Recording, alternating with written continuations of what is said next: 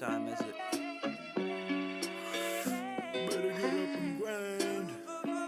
I woke up, up from a bad dream. I've been sweating like crazy. Got up, skin stuck to the veggies. Open window for a cold breeze. I have nothing to eat in my kitchen. Old coffee and yesterday's pizza. Listen, I promised to clean my floor, but I have no interest to fulfill my chores today. As long as the sun is shining and the weather is showing its face, just like me, it's been hiding. People painting the world with its rays, so I skip on my obligations. Like so many times before, reach for the door out to reclaim my faith in the making. God, I am here for the taking. Oh, it's a matter of opinion if I'm right, but I'm leaving off for now to go outside, putting chores and obligations on a pile. See them towering over me, know it too high. I had it with this shit, yo, I gave it all I got, but it seems like it's not enough. Now I'm sitting there watching all these bills piling up. Like, damn, I need a change for the better.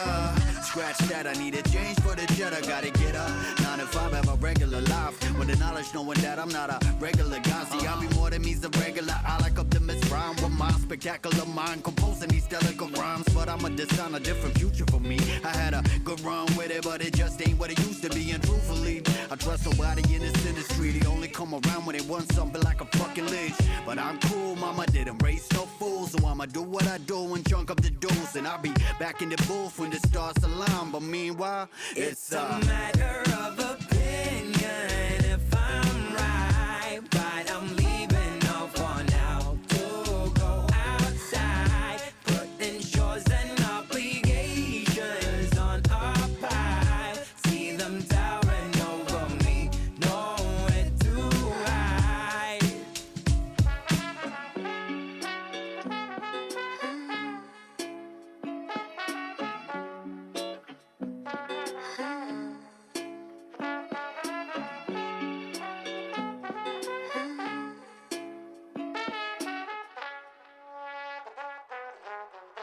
It's a matter of opinion if I'm right, but I'm leaving off for now to go outside, putting chores and obligations on a pile. See them towering over me, know it too high. It's a matter of opinion if I'm right, but I'm leaving off for now to go outside, putting chores and obligations on a pile. See them towering over me, know it too high.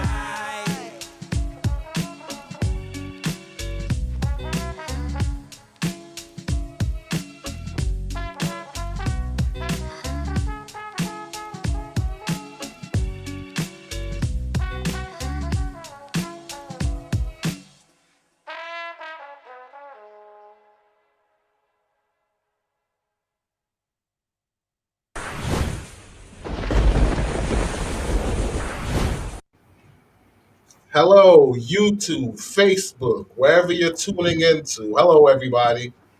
I'm Walls P, and this is Matter of Opinion. And today's episode is why do women with degrees have a hard time finding a man? So, there's going to be a very dicey conversation. Not dicey, but very informative episode and conversation. So, we have two guests. The first guest is the lovely Miss Tia Cherry. Hey, everybody. And we got Jay Sajay from Better Love and Fitness. Hey y'all. All right. So those who are tuning in, definitely hit that like button. And if you're not subscribed, definitely hit that subscribe button. And one thing I would ask, if you're tuning in from Facebook, definitely click the link to view it on YouTube because it'll definitely help out with the algorithm. All right. So we got a myriad of questions that we're going to ask and, get Miss Tia's opinion and, of course, Jay's opinion on it. and basically try and come to an understanding of why is it that women with degrees have a hard time finding a man. So I know we're gonna probably bring up some some Godfather points, which is Kevin Samuels. So that's gonna be very interesting. As long as you don't have the sound effects, we're good. I know, right? I'm not mad at that. I'm not mad at that. All right, so let's get this show rolling, and we're going to have call-ins so people could call in and give their opinions. And if you want to be on the show, you can text the number that will be displayed on the screen, and you'll get a link sent to you, and you can be within the live stream if that works for you. All right. So the first question we have is: do you think women with degree? Well, why do women with degrees have a hard time finding a man? So, Tia, would you want to take that question first? Why do women with degrees have a hard time finding a man, or why do you think women with degrees have a hard time finding a man? How much time do we have? Hey, Okay, you gotta so say it with your chest. all right, so I'll say a few things, and feel free to chime in, either one of you. I know the main one is we've always, again, I'm speaking from anecdotal evidence. We've always been taught that a man or a relationship would be a distraction. So that's one of the main reasons why a lot of us, have it instilled in our heads that no, I got to finish this degree first before, I get into a relationship, or before I even think about marriage, because it's not even so much that it was. And granted, you do have some cases where people do get into a relationship and it did knock them off their rocker a little bit. Maybe they fell behind, but that's something that I know, even with my mom. She used to always tell me that, like, men aren't even a fraction of your life, focus on your education and, stuff like that. So, how do you feel about that before I go to my next point? Either one of you. You want to go, Jr. or? No, you could go. All right.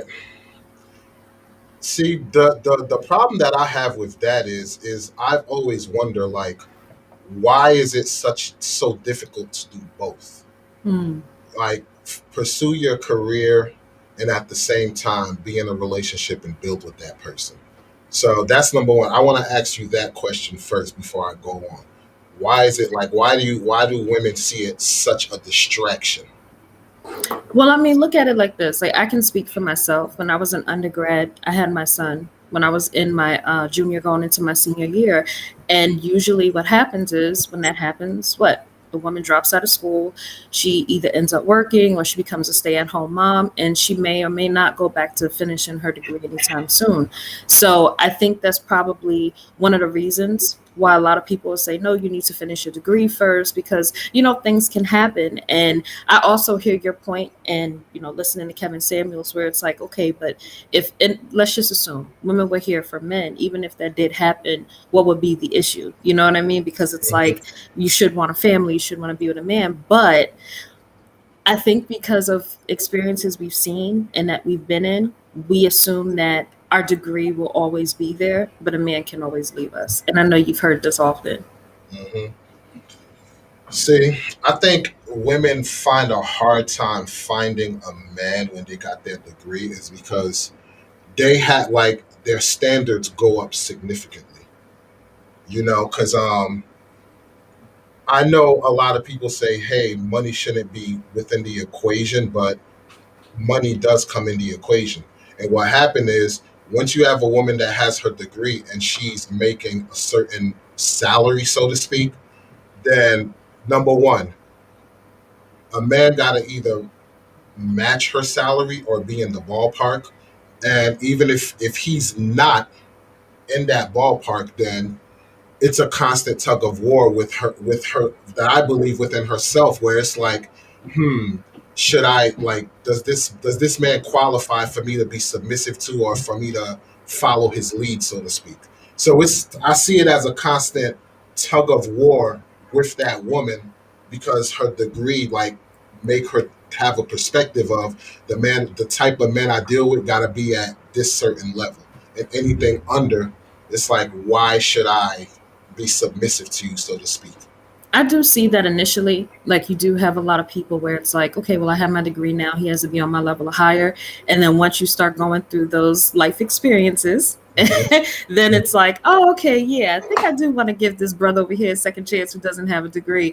And it's sad that it happens that way, but it does. And, you know, you also bring me to a really good point because it makes people feel like you, in a sense, you still want to have those traditional values where you want a man to take care of you and, you know, be the provider and all of those things. So it's weird. It's like, yeah, we want to be independent, we want to have this degree and all these other things, but at the same time I still want you to be the man of the house and take care of me. Not saying that if you don't have a degree you're not the man of the house, but Let me ask you something. Mhm. Because I hear that a lot, you know.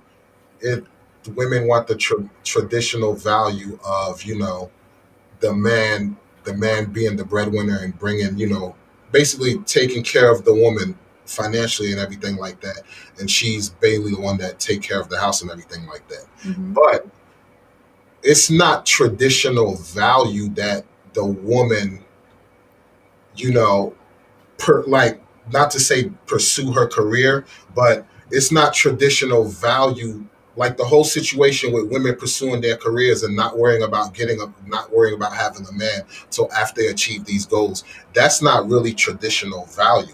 So it's like you're trying to bring a different element into a traditional value, so the two don't compute. You get what I'm saying? Yeah. So why is it okay to still have that traditional value, but you're bringing in a different element that's foreign to the traditional value, so to speak?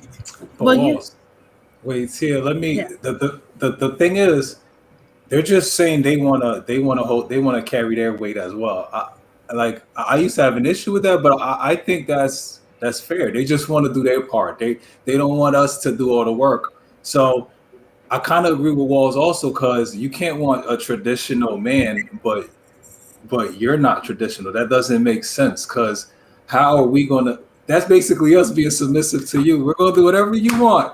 Yeah. You make your money, you hold your money, you keep your money, but I'm gonna give you my money also. That's So what's wrong with that? Say I'm just playing. Here's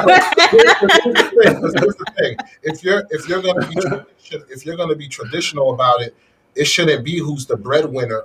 Because what I noticed, like, the older generation who are, you know, who's been married for 20, 30 years, whatever, a lot of times the wife actually makes more than the husband, but she's still submissive to that man where he's the head of the household and control the finances. And she has no problem, you know, being submissive and, you know, being submissive to that man, so to speak. So I think now we're running into an era where women think, well, not women think, but women are finding it hard to be submissive to the man, as I say, because of that wealth, that financial gap, so to does speak. And I does mean, that it's make it? also. Go ahead, JR. I'm You sorry. go. You No, go. no. Go ahead. I want you to lose your thought. I was going to ask, does it make it harder for women to find a man in that instance? Because are we saying to keep a man or to get a man? Oh, Because we could talk about both. To get a man, the reason why I'm saying to get a man is because, like I said, when you get your degree and you're at a certain level of income, and after all that hard work of getting your degree, and Tia, you could chime in and say if I'm wrong or not with the way I'm thinking, but once you get to that pinnacle and that pinnacle of the money you're making, it makes it hard for you just to get any old man after that work that you put in to reach your goal. I agree with that. So you have it in your mind like, yo, I wouldn't say entitled, but I will say entitled, but I can understand the entitlement because you put the work in to reach there. You know what I'm saying? So I can understand that entitlement, whatever. But so that puts you in a state of being entitled to get a certain type of man. Mhm. Yeah, but you can still a woman with more value can still go out and get, you know how they work. They can go outside and get what they want. So if she's more valuable, I know it's harder because her standards is elevated, so it's less pickings. But at the same time, it's not harder to find. It's still not hard to find because Mhm. you could still get it. It's harder, but it's not hard at all. There are women. Women will always be able to get a guy. Always. Like, you don't think so, Oz? You said women will always what? Be able to get a guy. Always. Not a Sexually? good guy. I'm not saying a good guy. I'm saying Yeah, a guy. just any man. Yeah. Yeah, any guy. Yeah, I could agree with that. Women, yeah, they can get any old guy. That's what I'm Oh, saying. yeah. It's not hard, but it's harder to find a good man. To find a good man, yes. It's if you have because it's going to be hard for me to be at home and you're more educated than me, and than I am, and I'm sitting there, feeling insecure. That's going to be hard, for me. So And so you bring me to another point also, because that's another issue. You'll deal with men who, even if you feel like, okay, I'm being everything that I think that he wants me to be or what a woman should be, you also can't help the fact that the man can feel some type of way. Like, I remember, I was dating this guy at the time, and we didn't get into a relationship, and he ended up getting with this lady. She was like 10 years older than me, literally nothing going for herself. And I had asked him one time, because that's the type of person I am in terms of accountability. Like, what can I learn to take to the next, situation? And he said, oh, well, she made me feel like she needed me. And I'm like, what? Like, I have all this going for myself and I'm doing this. Like, what are you talking about? But then I had to take a step back and understand that, yeah, I get it. When you do get to a certain level, you're used to operating on your own. You're used to being in charge, especially depending on your profession. Wally can speak from this, probably from experience. I'm always in that counselor mode, that educate, like, no, let me tell you how to do it like this. And, no, and sometimes people don't always want that, but it's just innate because, of our education. And I get it. A lot of people don't always want that, but it would have been nice had he communicated that to me. See, it's not just education. It's also with us. We all have mothers, but we don't like. Not all of us, but some of us don't like women talking to us a certain way because it reminds us of when our mother used to nag True. us. And that's for me being in certain fellowships and hearing guys say they don't like their wife talking. And I'm like, what's the big deal? But they're like, no, it reminds me of the way my mother used to speak to me. And if you're more educated, you're going to feel like Walls is saying you have an entitlement where I can speak to you this way, because at the end of the day, I'm not just your equal. I may be even above you. So if I'm speaking to you this way, you should take heed to what I'm telling you. Take notes and listen. I'm going to help. So it's tough.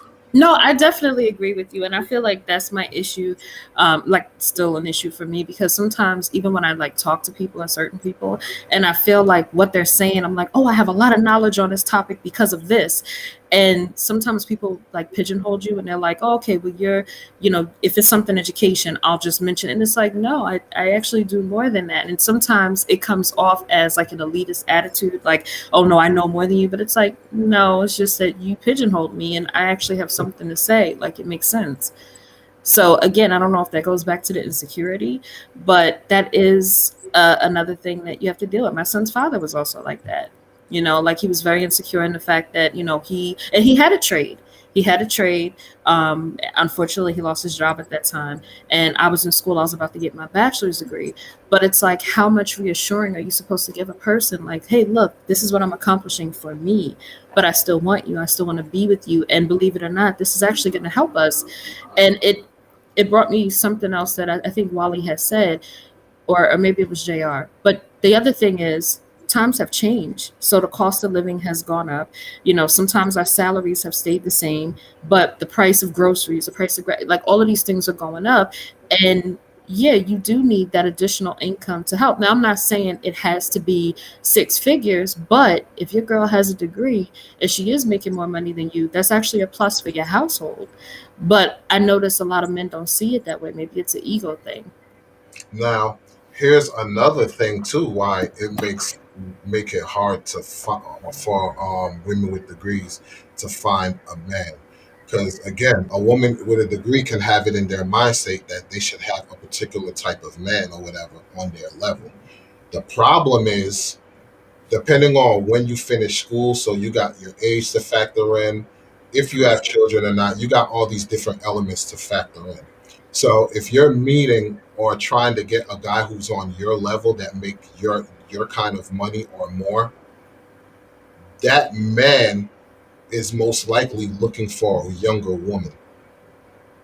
Unfortunately, It's not too many times the man is looking for somebody their age. The time that they start looking for somebody around their age, like their ballpark, is if they had a lot of run-ins with younger women who were, it was failed. It was a try, fail, try, fail. After a while, then they're like, okay, let me try something different. But initially, most men don't think of dating somebody around their age unless they have like some type of history with that person, like going back then through high school or whatever the case may be. If they had a connection with them, with that person, then yes, they will. But if that's not the case, they're most likely looking to go younger. What do you think on that, JR? Oh no, that's why I said unfortunately true. I agree. They are looking for younger because now guys they think they're now I'm the king. Now I have my pickings and I'm gonna pick the best. The things my friends used to brag about and say they wanted. Now I'm gonna pick that. So yeah, I agree with you 100%.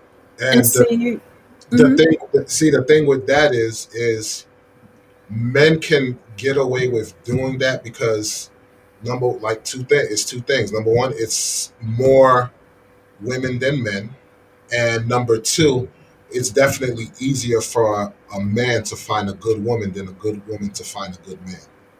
So I that's agree with you. that's why that's two things that men have in their favor. So that's why that's another element that makes it hard for women with degrees to find to find a man pretty much. No, you're absolutely right. And the other thing too, I wanted to point out is that, back in the day when women used to go to college, they just wanted to get their MRS degree.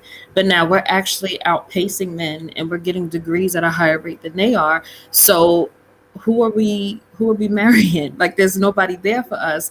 And then by the time that, like you said, we finish school and now we're ready, like, okay, I'm ready to get married and all these other things. It's like, okay, well, a lot of those people are either already taken and married or have been there, done that, and now they're in a situation where they're like, I'm not trying to go through that again. So it's hard. So not only is it about finding a man, but then also when you talk about trying to get married, it's like that's a whole nother conversation. See, and I think the reason why women are outpacing men in that department is because men are basically taught that you don't need like a college education to make money. Like that's a lot of the teachings that men have, whatever. Like when you look at me growing up, whatever, I saw my father didn't have a college degree, but he was pretty well off, whatever, holding the family down and everything like that. And especially nowadays, there's so many things that you can do as far as not getting a degree. Like you could get a guy who could go and get his license to be a plumber, making $75 to $100 an hour, but a woman with a degree will probably look at that plumber and look down upon him, like, "Oh, you a plumber? Like, get out!" Like, you get what I'm saying? So, depending on whatever trade it is, it can be looked down upon, but that person is actually doing what is doing very good for himself. So, I think those are elements why I think women are outpacing men because men don't see college as the end all be all, as a means of leveling up, so to speak, or being well off money wise. No, you're Now, absolutely yeah, right. But then the other thing too, you have to look at it as the incarceration rate, as well as a lot of our black and brown males aren't graduating high school at the same rate as their counterparts. So you also have to factor those two things in as well. yeah, definitely. All right. So in the comment section, Ray said the degree or money level plays a part in it because your mindset is set to look for someone on your level. Okay. So yeah, basically your mindset plays a big role because you're looking for somebody on Yeah. your level. And you know what? I agree with what Ray was saying because, and granted, it could be an ignorant statement or it could be a blanketed statement, but just for sake of conversation, you do assume that because, you've been like, let's be honest, when you go to college, you're not just getting a degree. You're also experiencing different cultures. You're also exposed to, many different things that you probably normally wouldn't have if you didn't go to college, right? Now, I'm not saying they're not well-rounded people out there who didn't go to college, but just for sake of conversation, it's hard because I remember one time I was talking to this guy and he's like, yeah, I want to take you on a date. What do you want to do? And I'm like, yeah, I think I want hibachi. And he's like, what's that? And I froze because I'm like, I don't, you know, like it took me aback a little bit. He's Whereas not if I Asian. spoke, no, Yeah, and that's probably what he was thinking. Um, but you know, like, so it's like little things like that that make you feel like when you talk to someone who has the same experience as you don't have to feel like you have to water down your conversation. You know what I mean? To hold a conversation. That's So yeah, I definitely agree with that comment that Ray made. He also said, yeah, the way you speak to someone can come off wrong if you sound like you're speaking to them like a child. That is Yes. definitely true. That can turn a Yes. person off, like turn a guy off, like completely. That's Yeah, but you men don't like to listen. So even if we do have something to say, it doesn't matter how we say it, what we say. We can have like a 5-point thesis and you still will have it go through one ear and out the other. See, Yeah, that's an unfair statement because I experienced that with my wife also.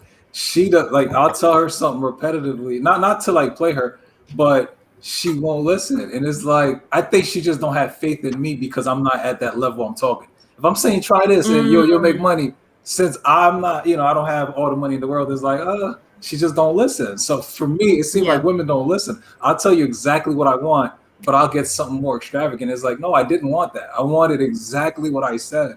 And it's like, yeah, but I think you want this. It's better for you. So that's how women treat so. treat So in a me. situation like that, is it you're not listening or you're not listening to what I want? You get what I'm saying? Which So one is it? See, no, that's what I'm saying. So it's like women will say you're not listening to me, but a man can turn around and say, yeah, but are you listening to what I actually want? You get what I'm saying? You're saying I'm supposed to have this, but I'm telling you that's not what I want. And I understand it's the process of you want better for that person, but if that person knows exactly what they want, then yes, you're right. you why force their hand, so to speak. And like I said, I get it. Yeah. I Yeah. get it. It's about, hey, I want the best because it's. Let's just look at if if your son is like, yo, I don't know, I want to play X this sport, whatever. Like, let's say I want to be a skateboarder, and you like, nah, play basketball. There's more money in it.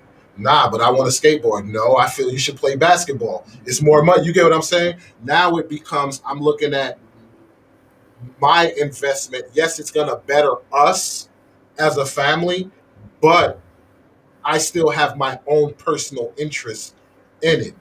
And that's not your personal interest. So now I'm trying to force my personal interest onto you. Who does that more? Who does that more out of men and women? Just asking. I want Tia to answer that one. I don't want to say. I do feel like women probably do it more, but I feel like it's because in my experience, men are very basic. And sometimes I feel like you don't see outside of, you don't see the world outside your window. That's what I always say. So it's like you only see it. Okay, I have to do A, B, and C, but we could be, looking at it from the outside, looking in. But wait a minute, did you know G and H could also get you that? Like, so sometimes I feel like it could be a combination of both. But yes, I do admit women do it more. Because I've had that experience actually with someone, and Go on.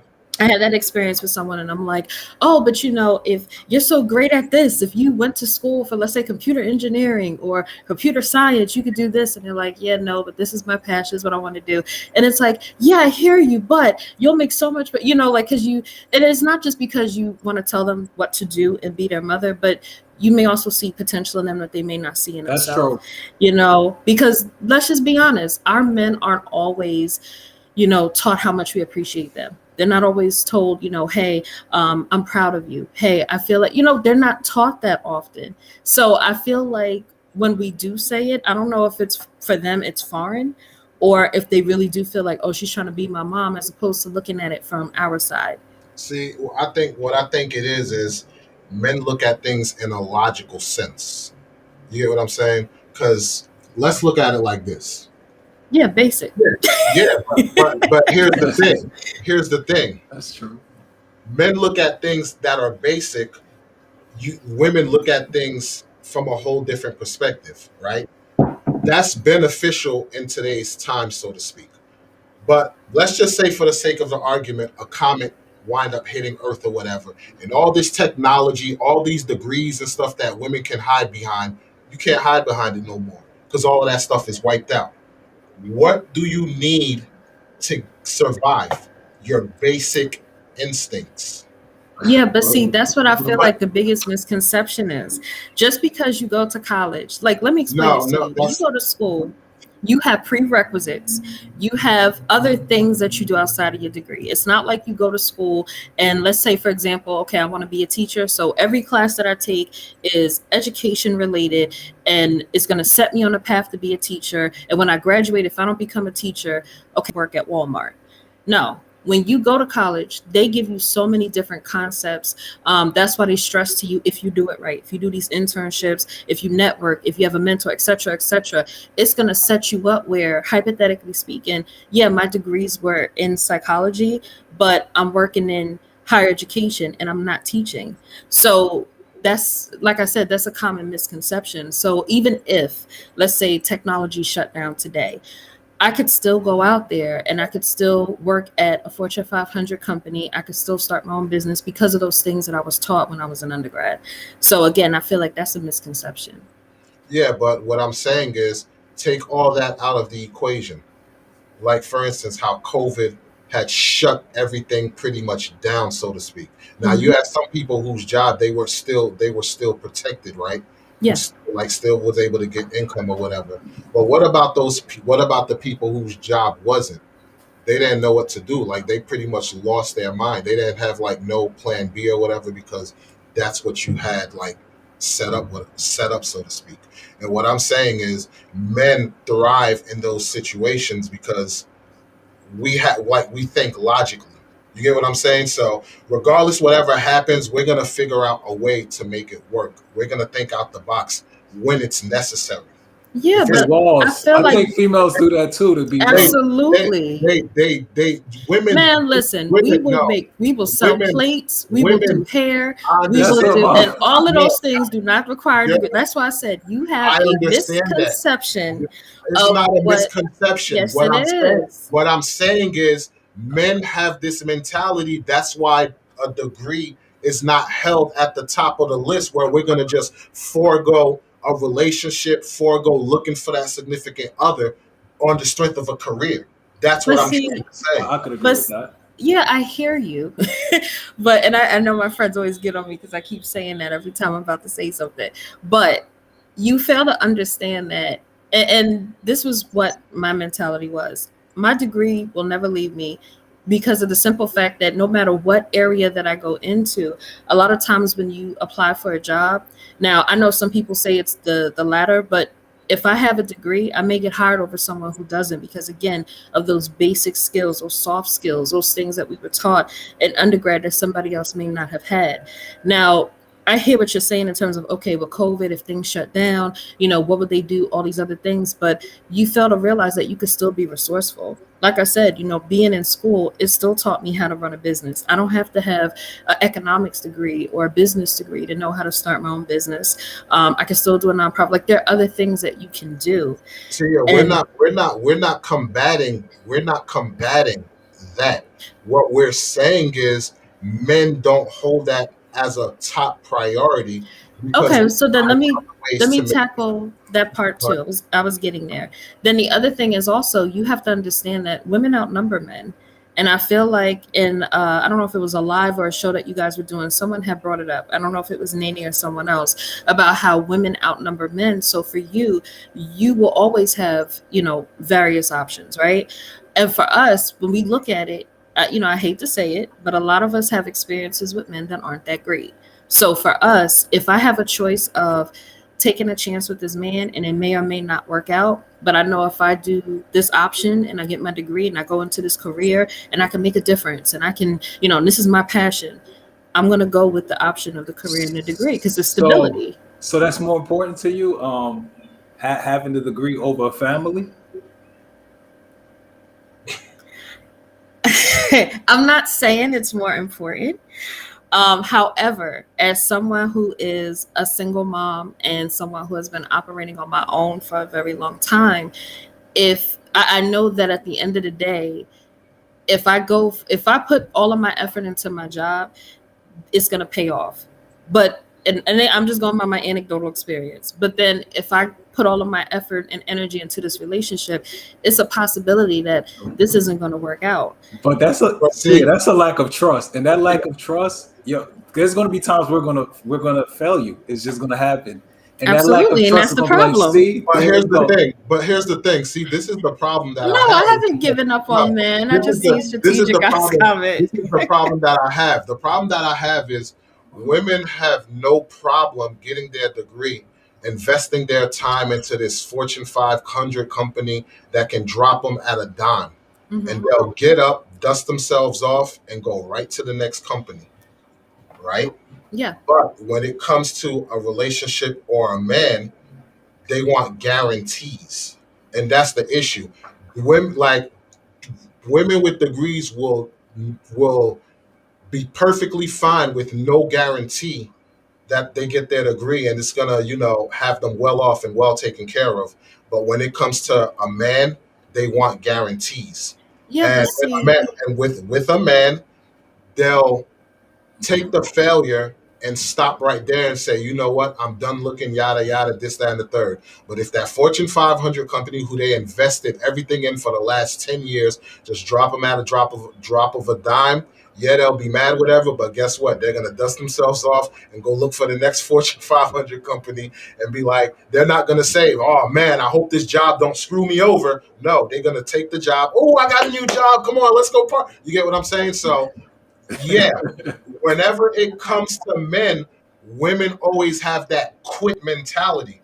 You get what I'm saying? But yet they're saying family and a husband, whatever, is what's important to them, right?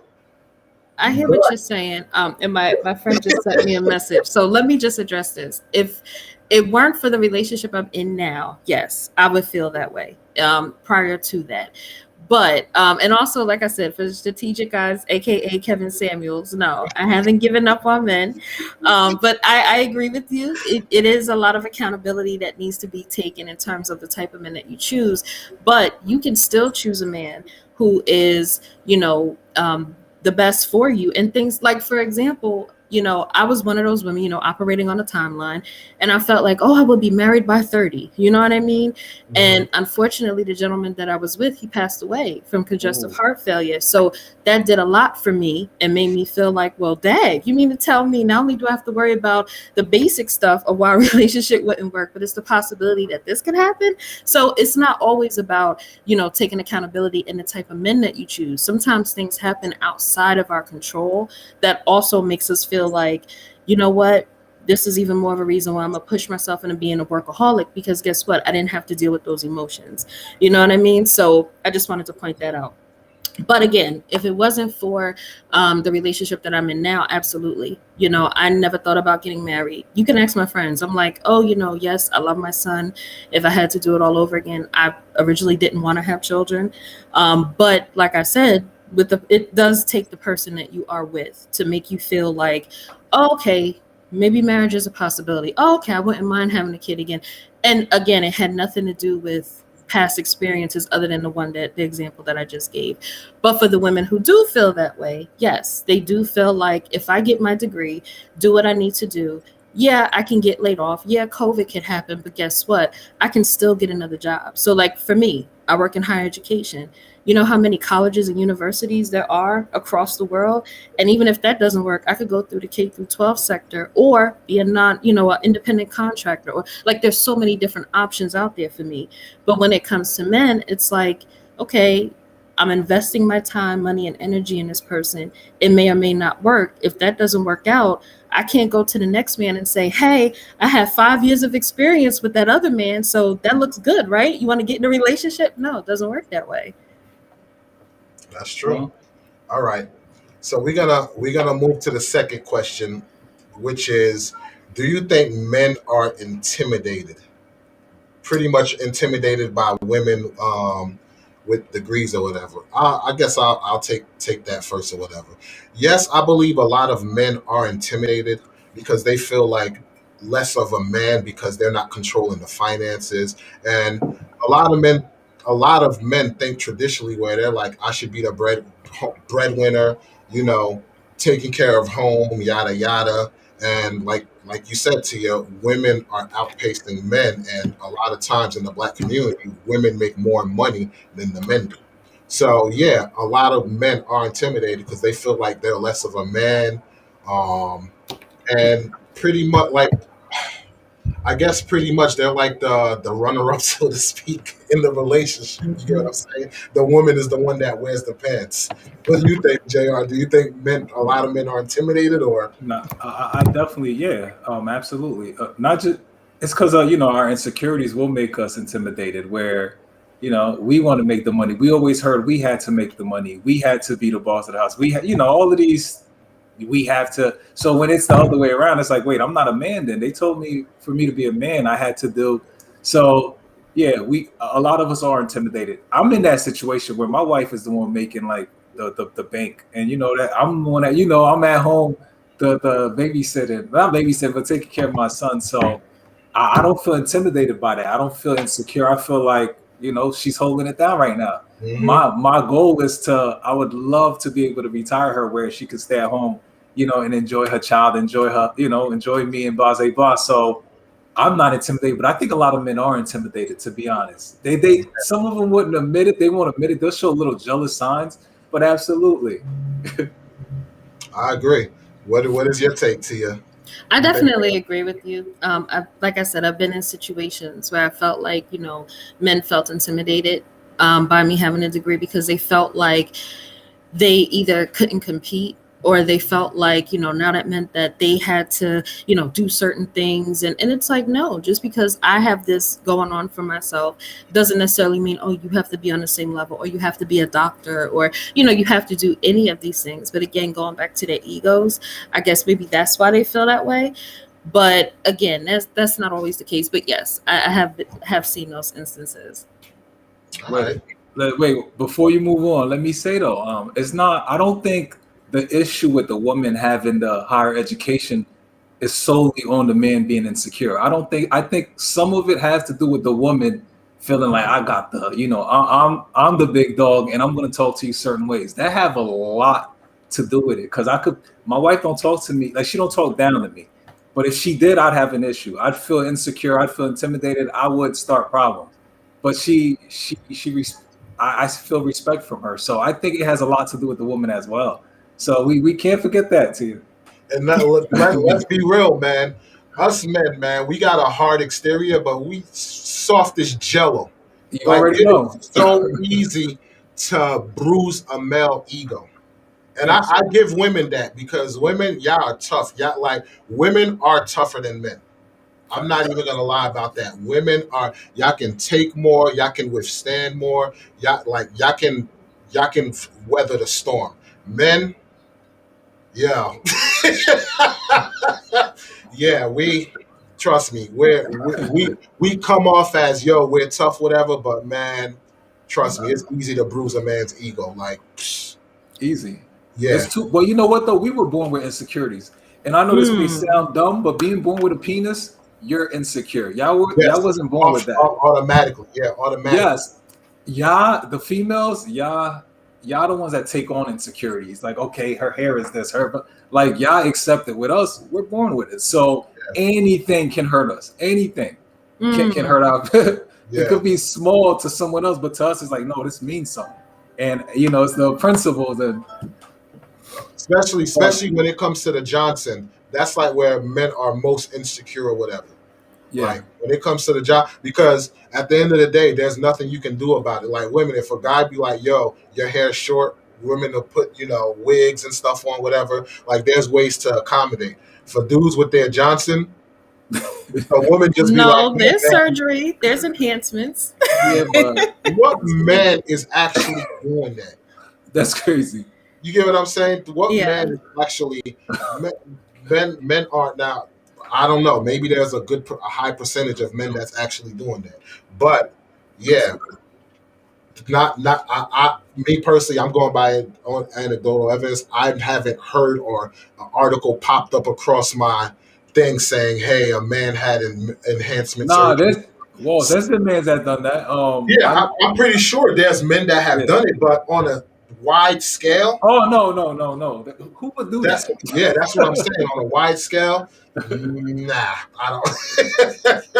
But that's good to know. And I feel like there needs to be more of these conversations had in terms of, how men are really sensitive and, all of those things like that, because we just assume, oh, he's a man, he's strong, he's fine, he gets it, and little do we know that behind closed doors, you probably are feeling some type of way. But again, I go back to men aren't great communicators. So we wouldn't know that unless you tell us.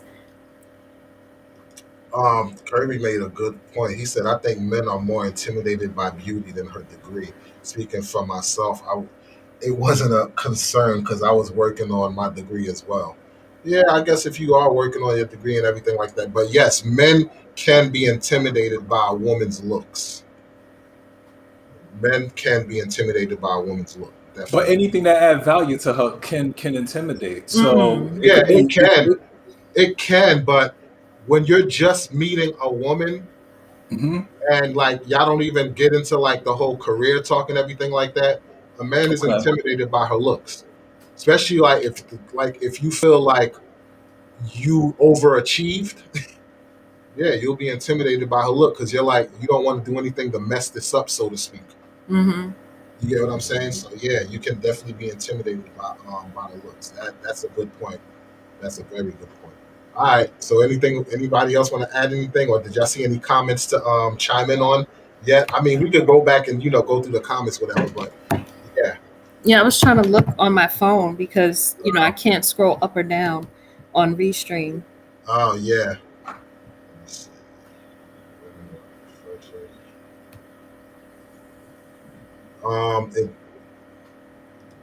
So Eric Pierre said that is not always true because most jobs want a balanced applicant. A degree and some work experience will always trump just having a degree. Do you agree with that? Well, she used an absolute. She said always, so I couldn't agree with it, but I'll say most of the times, yeah. Mm. If I'm racist, I don't have to hire or if I don't like the person, I don't have to hire you because you have more work experience. You You had to throw the R word in there. Once I said I was like that, why'd I say race? I just meant if I'm, you know what I'm saying. Yeah, definitely. But as a majority, as an average, yeah, I would say that's true. Mm-hmm. Yeah, I definitely agree. That's the problem a lot of our college students are facing now. They're graduating and, jobs are like, hey, that's nice. And we need you to have 3 to 5 years of experience. And it's like, but wait, if I was pursuing my degree, how am I going to get all this experience? Right. Yeah. I see she also made another comment. She said she was able to juggle it all, get married, and balance everything. That's great. Who's that, Erica? Yeah. Kudos. Okay. So we got. I can't see him. I think. Wait, Tia. Let me ask you. While I was looking for this, yeah. Have you ever been in a situation where you weren't given a job because you were overqualified? No, I actually had an experience when I had graduated with my bachelor's in psychology. I remember I had applied for this position. It was dealing with like social services, and unfortunately, they didn't hire me because I didn't have the experience. I didn't have the direct experience. I had the experience of higher education, so that's why for me, I just stuck with it, and I've been in it for over 10 years because. Again, I wanted to, work in social services and I wanted to be a counselor, all of these things. But unfortunately, it was like, you have to have direct experience. The only position that worked in, I had applied to DIFUS one time. Now it's DCP&P. And they did call me back, but I had already accepted this job and signed the contract. So I ended up going with this one over that one. So that's been my experience. Oh, okay. Let me see. I'm trying to see. Okay. Wait, minimum. I told my wife she needs to get her master's in nursing because we need a bigger house. Only strategic. I told my wife she needs to get her master's in nursing. We need a bigger house. Wait, that's another thing. The jobs where women have like higher degrees, it's jobs where men aren't all around. Like Yep. engineering, women aren't getting degrees. So if I'm working, we normally date who we work with. And Yeah. if I'm working as an engineer, there's maybe like not as many women there, and we're all competing for the same thing. So I think that has to do some things with, because I was looking at the stats where it's like women have degrees higher than men in this one, in this field, in this field. And it was like, wait, guys don't like those fields. They like those business fields, and women don't like those. So I think that conflict, I think it plays a little role in that. I could agree with that. I could Yeah. agree with that. I could agree with that. Let me see. All right.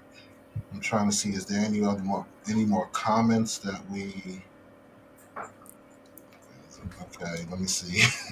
Nay, my man is a big baby too. He's passive aggressive, and I'm aggressive. We always balance the egos. Yeah, balance is always perfect. Balance is always perfect. Like that yin and yang. You get what I'm saying? So wherever that person's shortcoming is, that's where you pick up the slack, and whatever your shortcoming is, that's where that person pick up the slack. So Hmm. definitely kudos. All right. So question number 3: does a man have to have a degree also for a woman with a degree? If this was a couple of years ago, I probably would have said yes. Mhm. But now I think I'm at a place in my life where, he doesn't have to have one. And as long as we're able to hold a conversation, you have something going for yourself, like you have stable employment, you don't have to be that entrepreneur, all of these other things. Like as long as you have stable employment, and also you treat me right. You know what I mean? Like that's the main thing. Are you honest? Are you loyal? Are you dedicated? Like all of those things, don't require a degree. And I know JR and I were talking about this prior to going on live. There's been some research that's been a little conflicting. So you have some that will say, oh yeah, it's not going to work if a woman has a degree and a man doesn't. But I saw recent research that said that no, it can actually work and it actually lasts longer when, let's say, the woman has a degree in a relationship and the man doesn't. So, but for me personally, no, he doesn't have to have a degree. All right, here's a question for you. When did you realize, because you said if it was a couple of years ago or whatever, you would have required it. When did like this change? Like when did you all of a sudden have this wake up like, dang, okay, a man don't need to? Experience, because I've been in situations where, for example, I was dating a man and I would say he was high earner, high achiever, all of that, and he didn't have the basic qualities that I felt like I would want in a husband, let alone a boyfriend. So for Can we hear example, them? say it again. Can we hear those qualities? Oh, so yeah. So with him, he was pretty much one of those people where, like I said, he had a good job. He owned his own home, owned cars, all of that stuff, and he was active in his fraternity. So he barely had his daughter, and then when he did have his daughter, I had her. And Cool. yeah, it was nice at first because I'm like, oh, that's great. We're integrating and we're being a family. But then another part of me was like, but wait a minute. When do you barely see your daughter as it is? Then when you have her, I'm the one that has her. It was almost as if his fraternity was like number one, like everything else came first. You know what I mean? So for me, I just kind of felt like, yeah. And then in terms of what he had going for himself, he had a type A personality. So, he lost his temper often. He, like I said, he didn't really have the good qualities of being a Let good me ask you dad. something. Yeah. Let me ask you something. Do you think, because that's something that I think a lot of women who look for like high value men, high earners, I think that's something that comes with the territory where they don't have a lot of time to spend with their kid if they do have a child and everything because they're working a lot. So it's a lot of times where you can get with this high earner, but you're gonna be in this lonely house because he's working, 100 hours a week or whatever the case may be. So, do you think like the type of work that he did, whatever, like definitely contributed to that personality because he had to be that way, and things of that nature? It could have been it.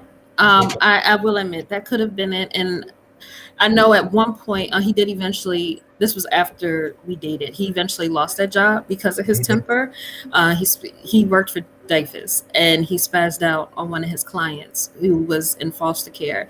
And whether it was warranted or not, that's not something you're supposed to do. But I feel like because of the nature of the job, and he had been there for 10 plus years, it just got to him. You know what I mean? But it was also a him issue because Mhm. a similar thing happened in the next job. So, but yeah, I hear what you're saying. It could be the job, but I also think it was innate in him. That was just who he was, and he had anger management issues. But in terms of those qualities, like I said, as long as you're loyal, dedicated, honest, good father figure, or if you have kids, make sure that you treat your kids well. No baby mama drama. That's the other thing. And just also making sure that you respect me and what I do, and you want to build together. Because at the end of the day, nobody wants to be in a relationship for 10 years and you don't live together. There's no talk of weddings. All of that stuff. So the stuff that I want, it doesn't require a degree. All right. So why? I mean, we probably touched on this, but why do more black women go to college than black men? I'll start on that. Okay. Since I didn't talk on the other one, I think that's more of a, since they were always looked at as not being qualified, or like they didn't have the brain capacity to handle things. I think it's more of a, I'm gonna prove I'm a go-getter. I'm gonna prove I'm equal to a man. With guys, we feel like, we don't need it. We can, if we really want money, we can make it other ways. I think that has to do with it, where women want to show we are smart, and guys feel like, we don't have to prove that. See, I agree to an extent, but I think it's more so when men, like when us boys were growing up, we were taught about being competitive when it comes to sports and things of that nature. Go hard on the football field, go hard on the basketball court, or if you rap, hey, stick to that craft, whatever. Like it was never brought up of college and career, so to speak, because especially if you come from like a impoverished area, most of the parents are working pretty much basic jobs. Now the thing was, at that time, the jobs that your parents was working, the jobs were more loyal. On the other hand, with women, since women came through the era where they didn't have the opportunities upon their daughters, they made sure to instill in them, go to school, get your degree. So it was always preached to them to use these opportunities, get your degree, and focus on school, get your education. Men, we didn't have that beat in our head time after time growing up. Walls, I did have that though. I did have it, and because all of my siblings ended up doing that, but I did have them pounding it in my head, and it made me go into school too early, where I was immature, and I'm like, why am I here? I just got out of high school, and I should have waited. Where I tried to do what they said. They pounded it in my head, like, you need to go to school. That's the only thing. If you. Okay, let me ask you this: when they pounded it in your head, you need to go to school. Did they tell you and break down the reasons why? Like, why I should go to school? Or was it just go to school? No, go to school because you need to. Okay. No, go on. I want to hear your point. It was go to school because this person's going to have an advantage over me if I don't get that degree. So they thought the degree was the end all to everything. It was like, you need a degree. You need it. And it was like, you have to get it, because if you don't, you may not be looked at as what we think you are. We think you're smart, but you're going to be looked at as a dummy. So they used to pound that to the point I started rebelling against school. And I was someone who kind of liked school. Like, I kind of excelled, but I hated it because of that pressure. See, me, my upbringing, it wasn't, I know my brothers and sisters and stuff like that, they wind up going to college and everything like that, but nobody like sat me down like, hey, this is the reason why you need to go to school. Why you need to get this degree or get this trade or whatever. Nobody broke that down to me at all. So for me, I just looked at it as, okay, you finish high school, you go to college for what? Like, then what? You get what I'm saying? So I looked at it as, there's money to be made, working, whatever the case may be. You get your experience in, this company will hire you, whatever the case may be. Now I'll later wind up getting a trade, but that wasn't until later down the line in life or whatever. But yeah, what is your take, Tia?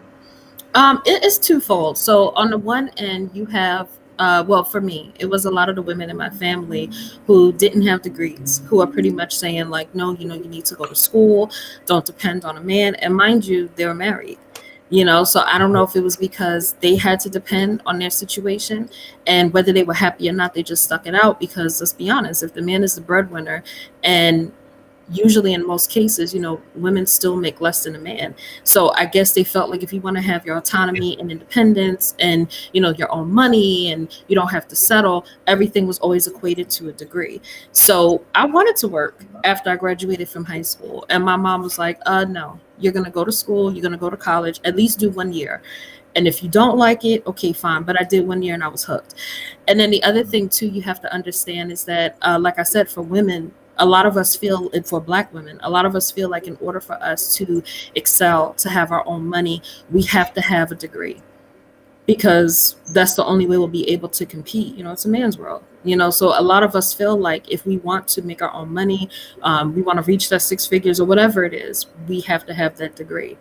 And like I mentioned earlier, our Black and brown boys aren't graduating high school at the same rate as us. They're getting incarcerated. There's all these other factors that you have to put in. And that's why a lot of us are going to college. Now, you do have some women who feel like, okay, I'm going to just go to college and use that as a crutch. So I'll figure it out once I graduate, or I'll figure it out once I go to school. Whereas, like one of you said, with men, it's like, no, you're a man now. You have to go out there and work. You have to go out there and make money, so the responsibility is put on you a lot differently than it is for us. And like I say, man, a lot of times, like especially growing up, a lot of times that's preached into a guy's, a boy's head growing up is, hey, you're gonna be the next, Jerry Rice. You're gonna be the next LeBron James or the Michael Jordan. It's always a way out where it's not put in like, it's put in your mind you're going to do hard work, but it's going to be like on in an entertainment business as far as sports or music or whatever the case may be. So college, yeah, you get people that put the college thought in your head, but I've seen that more times than not, going to sports or music was like the way out, so to speak. You get what I'm saying? So that's what I feel was hammered down to men. Then, especially when you take it to rap music, where you hear people saying, either have a wicked jump shot or, do rap or whatever the case may be. That's what people, tend to think is the way out for young boys or whatever. That's what I thought. Yeah. See? They have you thinking that. And Yeah. That's sad. Yeah, that's true. No, you're right. And One of the unfortunately, biggest even in school, when I talk to a lot of our Black and brown males, it's instilled in them that they have to make money. So even while they're there in college and they're trying to get their degree, their families are hounding them with, okay, when are you going to make money? Okay, yeah, that's nice, but you have to make money. You have to contribute. After they reach that certain age or they graduate from high school, it's like, yeah, that's nice. You want to get this degree, but we need you to go out here and help with this rent. We need you to go, so I feel like pretty much in their mindset, it's you got to make money, but yes, you got to make money quick. Yep.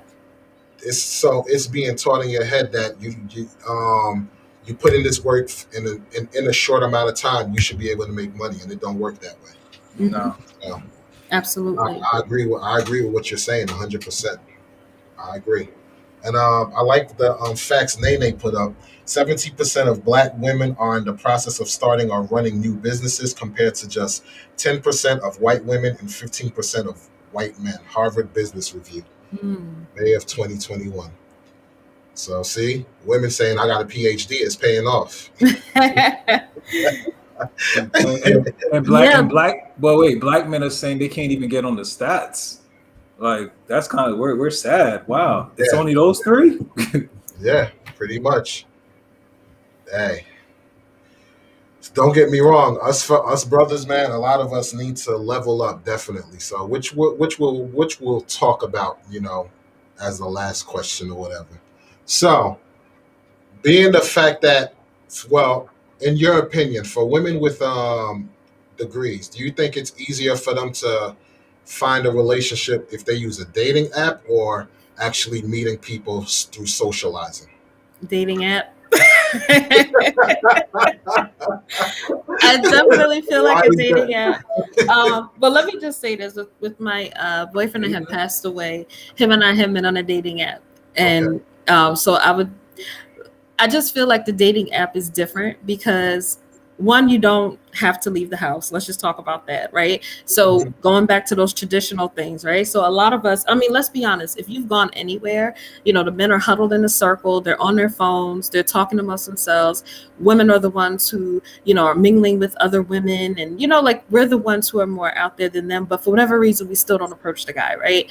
But it's easier for us to flirt, via the phone or via the computer because we don't have to worry about rejection. And then also we have the pick of the litter. So not saying the men don't, I'm just saying on our end, we could swipe right, we could swipe left, we could go through profiles and read them. We could do so much to kind of get an understanding. And one thing I used to do, I don't know about anybody else, I used to Google people because I need to know. Like I remember this one guy was on a dating app and trying to message me. And when I Googled him, I saw on his Facebook he was married. And I'm like, Yo, okay, yeah, let me make sure I block him. So, it's easy to do those things on a dating app as opposed to if you meet someone in person. You may not have a wedding ring on, but that doesn't mean that you don't have a whole wife and kids. You know what I'm saying? Or we have mutual friends. That's the other thing. If we have mutual friends, I want to ask, like, hey, such and such, do you know this person? Like, what's going on with them? It's just a little bit easier. You know what I mean? So also matchmakers. I know that's another common thing. So not even just your Tinder. A lot of people are going on Match.com. A lot of women that I know who have degrees, like their masters and beyond, they've used Match.com and eHarmony, and they were able to find their husbands because it's different. That's true. See, I think for women, it's easier to find a matchmaker, but like Kay Saeed said, for men, it's easier to be a player, so to speak. Absolutely. And that's why I Google. That's the way I look at it. Because, granted, don't get me wrong. Going the dating route, and I love what Strategic said. If you a G, you don't need a dating app. That's facts. That's definitely facts on that. But yeah, if you as far as the dating app, it has its pros and its cons, which we did a video on that or whatever. But yeah, you really can get people who can basically put up a whole fake facade or whatever. And I would say if it's a dating app, I would think like the Match.coms and stuff are more credible because those require payment. Like you got to pay for those whatever. So people who are going on them sites, they're more serious, and they're because when you're putting, think about it. It's like if you say you're gonna work out or whatever, you may slack off. But now if you're paying a gym membership, now you're like, yo, they getting my money. I better put use to this gym. You get what I'm saying? They're not about to get free money. So we give you an incentive to actually put the work in, so to speak. So yeah, the dating app, I would say if it's a paid one, then more likely you're more able to find a better situation, so to speak. No, you're right. And also, let's just be honest, when you have a lot going on, you're busy. So you don't always have time to, go to different places and, meet people and mingle and all these other things. Like, and I get it. Some people say it's no excuse. It's the grocery store, it's the post office, all of those things. But realistically, we're on a mission when we go to those places. We're not thinking, oh, let me look my best while I go to ShopRite just in case I meet my husband, But it is a lot easier, to get on there and middle of the night, morning time, whatever, send someone a message. Like it's convenient. I think that's the best word. See, I like, before you go, Jack, I like what Strategic just said. Women made it that way by shaming men for approaching them. You're called a pervert when you approach them. I could agree because sometimes you get women who just they say to themselves, "Today I'm going out. I'm not whoever holler at me. I'm rejecting them. I don't care if they're cute. I don't care whatever." That's not always the case. Whatever. Now you're being extra. It's not always the case, but you do have some women who just like, "Yo, I am not beat for men today. I'm just gonna put on my headphones and ignore men." Yeah, if it's Oh, yeah. like I said, if it's a basic grocery run, post office, you're going to the, yeah, you probably are in that mode. But in general, no, I don't think that's the case. But Men see, here's the thing: that same woman who's going on a grocery run will sit there and say, I'm not beat for the men," but then go in the house and get on a dating app and be all perky and talking to dudes like it's nothing. You get what I'm saying?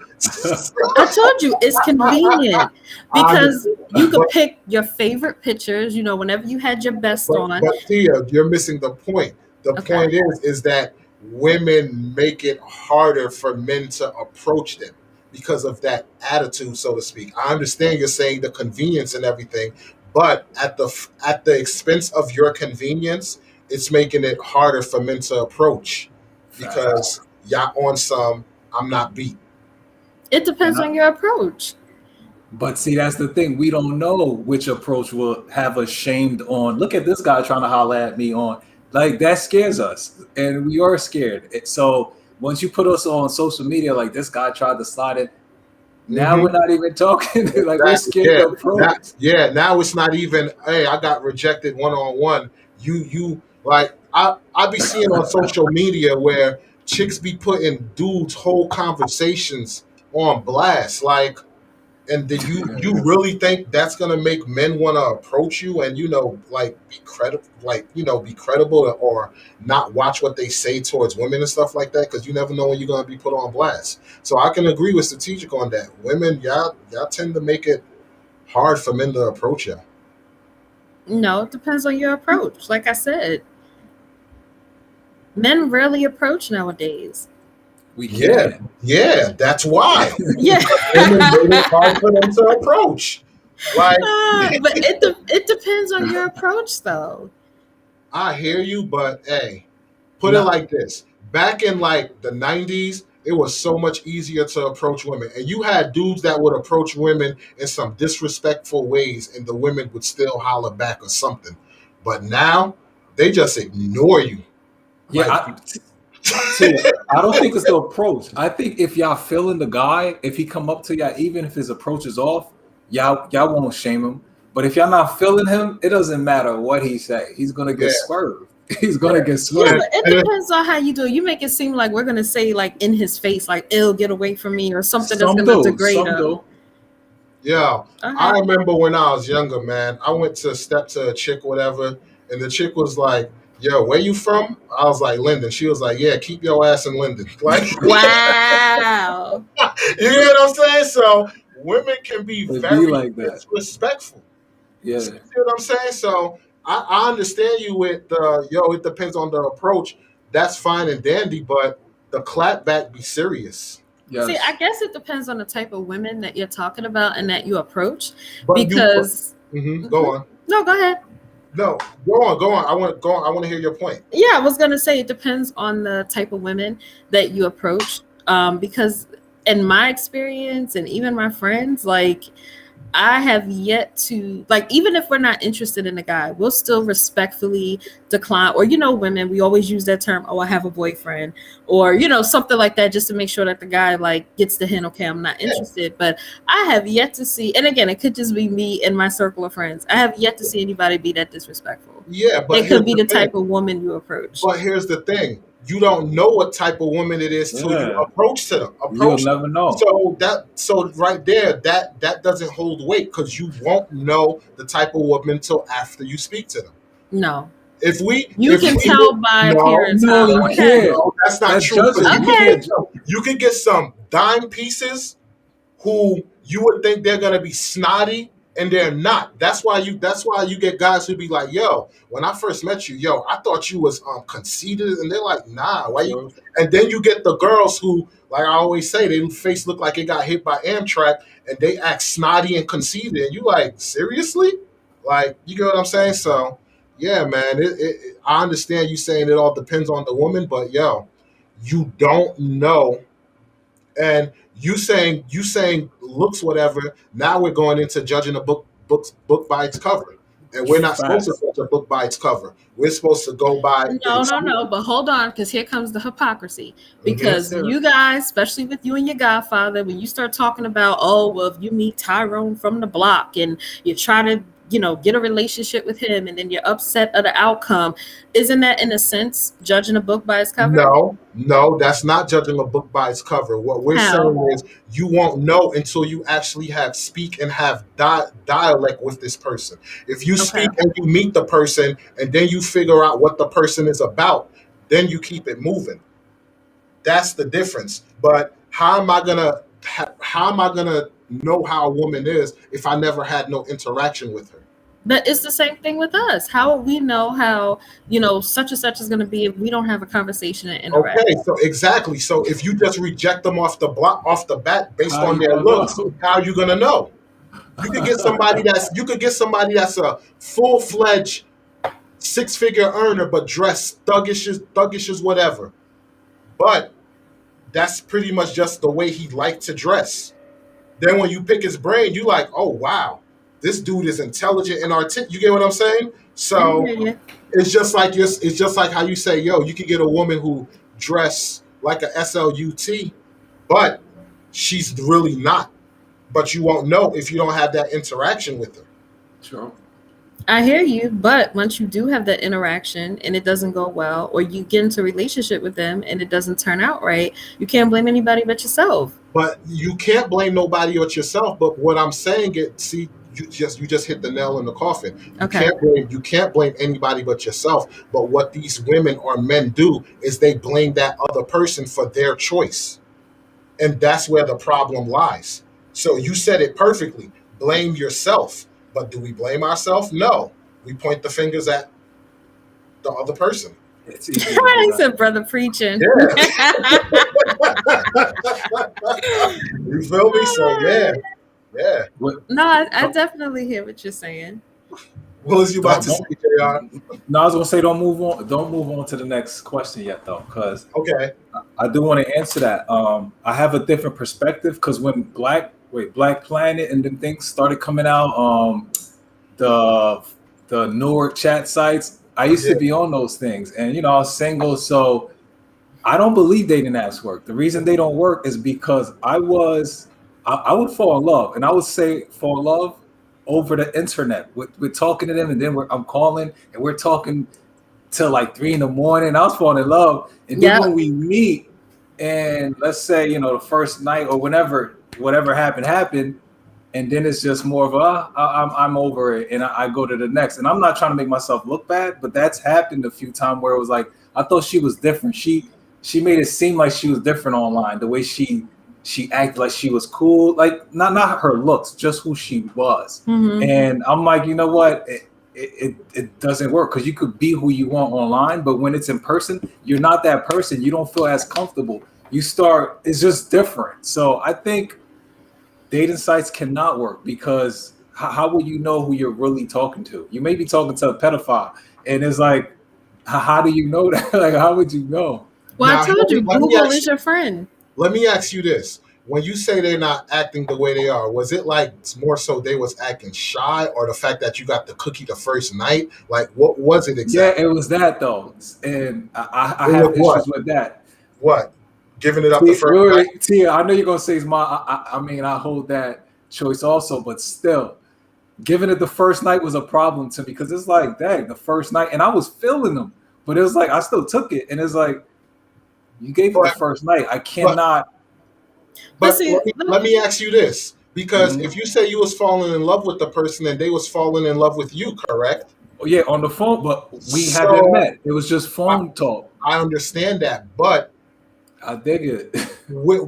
See, that's the thing too with women. Tia, you can probably answer this. If that woman say she loves you, whatever, and she has a good, like, your pictures were exactly as they were, you wasn't, catfishing her, then she pretty much already know what she's getting, and she already appreciate you for you because she got your personality down. So pretty much you already had the keys to the gate.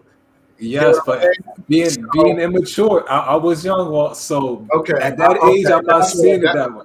Okay, that's what it was. Okay, that's what I was getting. I thought you was just like, okay. No. That was, Black Planet, like he said, is the goal. But I was immature. Tia, how do you take that? Like, if the woman say, "Hey, she's in love with him," whatever. Like, what's your perspective on that? I mean, I feel like looking at the bigger picture, like stuff like that is the reason why a lot of us women get that dog and we die alone because like you men are complicated. You just said it yourself. You had a whole full blown conversation. She's in love. You were falling in love, and then because when you first met, she gave it up. Now all of a sudden, your idea of her changed. So guess what? Moving forward, that's going to affect her with moving, with opening up and being transparent with the next man. But I think it's So, wrong for her to give it up the first night. So for me, is you weren't but for see, me because I you have wouldn't to. want. Uh-huh. But see, you have to. Okay, here's That the was thing. hypocritical. I'm gonna admit that. That was me Exactly. getting, It's yeah, I know. hypocritical because it's one thing if you met at like a club, or it's one thing if you did meet in that shop right and you're like, you know what, why don't you come over tonight and okay, things happen, then I got you.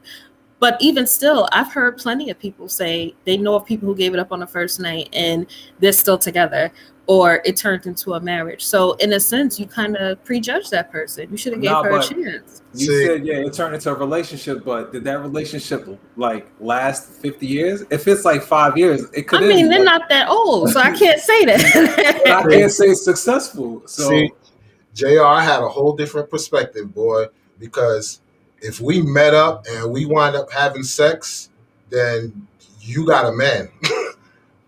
I'm your man at that point, and if you just so happen to have a boyfriend, guess what? You got two boyfriends now. So you Lord ain't have my mercy. girl.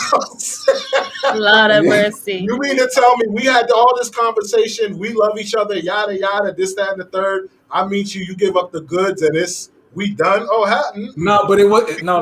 See, we in it a sounds relationship now.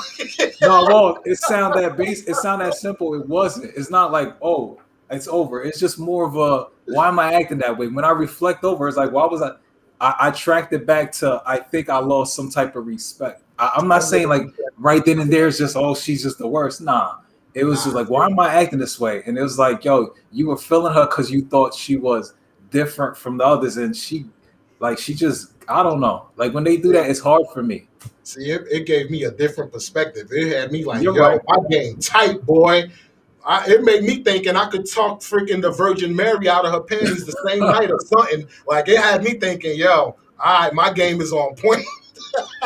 But see, you bring me to the point of why us women are so guarded. And like I said, we get that dog and die alone because we don't know which way is up with you men. It's like when we feel like, okay, it's A, we try A, and you just said it yourself, no, that wasn't it. So then when we try something else and feeling like Steve Harvey, oh, that 90-day rule, some men will say, she's playing games and they'll move. Like we don't know which way to go with you, men. But there are rules. But here's the thing though. That withstood, you talking 20 years ago. Now that pretty much goes out the window, so to speak. Like now, most people already communicate on things if they go to be intimate. Like when you're young, you have a whole different mentality on stuff, whatever. And I get it; it can damage a woman's mindset. But then you have like again, it could be on the flip side where you have women who they get theirs, whatever, and they like, I don't really want to deal with you. The sex was okay, blah, blah, blah. So I'm Mhm. done with you. And you sometimes the guy left in the dirt, like, yo, I was really feeling you. What's up? Nah, I'm just not into you. I'm leaving the situation. You get what I'm saying? So when you're younger, you have a different mentality, especially if you're not looking for nothing serious. When you're older, then we come on, we know we have a better understanding now if you go to be intimate with a person, so to speak, with the communication and stuff like that. Now nothing is guaranteed, but I think is it safe to say that now that we're older, we have a better understanding if we go to be intimate with somebody? Yeah. I mean, I feel like, but again, like you said, age has nothing to do with it because I'm talking about that Steve Harvey book. When Think Like a Man came out, I had plenty of friends that were like, oh, yeah, I got this book and this is what I'm going to do. I'm going to make him wait 90 days or I'm going to make him wait for this and I'm going to because it almost was like, okay, well, you tried things that didn't work. Now, as we get older, try it this way. Don't give it up on the first night. Don't do, it's like all these rules that are on women. And maybe it's different for men because I feel like it's a double standard when it comes to those See, things. see, here's my thing. I would say it was a double standard 20 years, 10 years ago, but there's no way. Nowadays, women getting their rocks off, they being glorified. My stance is always love is a process, not a destination. So you can't say, oh, 3 months from now, a year from now. No, you don't have control over your feelings. So if your feelings is, hey, in a week I fell in love with this person or whatever the case may be, that's what your feelings said. Everybody want to put rules and limit this, put all these limiters, whatever, yada yada. All you're doing is holding yourself back because that could have been the person, that could have been the one for you. But But I since you put up feel all these rules and stuff, but I feel like you've been pick and choose when that works. Because if that's the case, then why don't you have that same mentality when it comes to marriage? What mentality? Like in terms of Marriage, falling in love with somebody and marriage is two completely different things. Because you can love somebody but not know all of that person. That's why it's recommended if you're gonna marry somebody, at least live with them minimum a year. Because recommended? that can go both ways. That's Who like recommended? Statistics show that doesn't work. Exactly. Thank- Statistics show that like, because here's the thing. You can say you never lived with somebody, and this is another thing that I think could have attributed to women being miserable back then or guys being miserable back then, whatever, but they still stuck together. They never lived together, so to speak. And then you get to know the person. It's like, well, I'm stuck, whatever, and we said our vows, yada yada. Nowadays, I see a lot of people who, especially when it comes to divorcing whatever, it's less likely to divorce if the two people been living together as opposed to they never been living together, because that's when you get to see the mannerisms of that person. How clean are they? Do they do things that upset you or get on your nerves in the long run? You get what I'm saying? So these are things that you got to look into. Well, a lot of those relationships when they live together, it doesn't transfer over to marriage. Absolutely. So, What? Well, here's the thing. That's a discussion that you got to have with that person. Of course. You know what I'm saying? That's a discussion you got to have with that But what person. T is saying is we're poor with communication. I admit we are, but it's not just us. Is we just speak different languages. Because Tia, admit, do y'all give us a version of y'all that's flawless? Like when we first get to know y'all? No, we don't. Y'all don't? But I feel like that goes with both ends. Like, here's the thing, because I've seen the memes too, where people are like, oh, if a woman has fake eyelashes and fake hair and makeup and this and that, the man doesn't get to know the real you. But all of that stuff is physical. That has nothing to do with my cooking skills and my nurturing. Am I going to support you if you lost your job? Has nothing to do with it. How? Because there's some females that put their looks above taking care of their kids, above having food cooked for the family. So some people that can affect it. Just to let you know, it can. And here's the thing. Here's the thing. What people tend to take out of the equation is people think just because we're in love, whatever, yada yada, then that means that everything is gonna work out. No, it doesn't. Because just because you love the person doesn't mean that person doesn't have quirks and things that you hold on a high standard. They don't. But see, you just proved. Go ahead. What were you gonna say? I just proved what? No, go ahead. I'll let you finish your thought. No, go ahead, because I want to hear what you was gonna say. Too. But that proves my point of what we were saying earlier when I say my degree is guaranteed and I know I'll have a career as opposed to a relationship. Because you just proved my point. Yeah, but see, to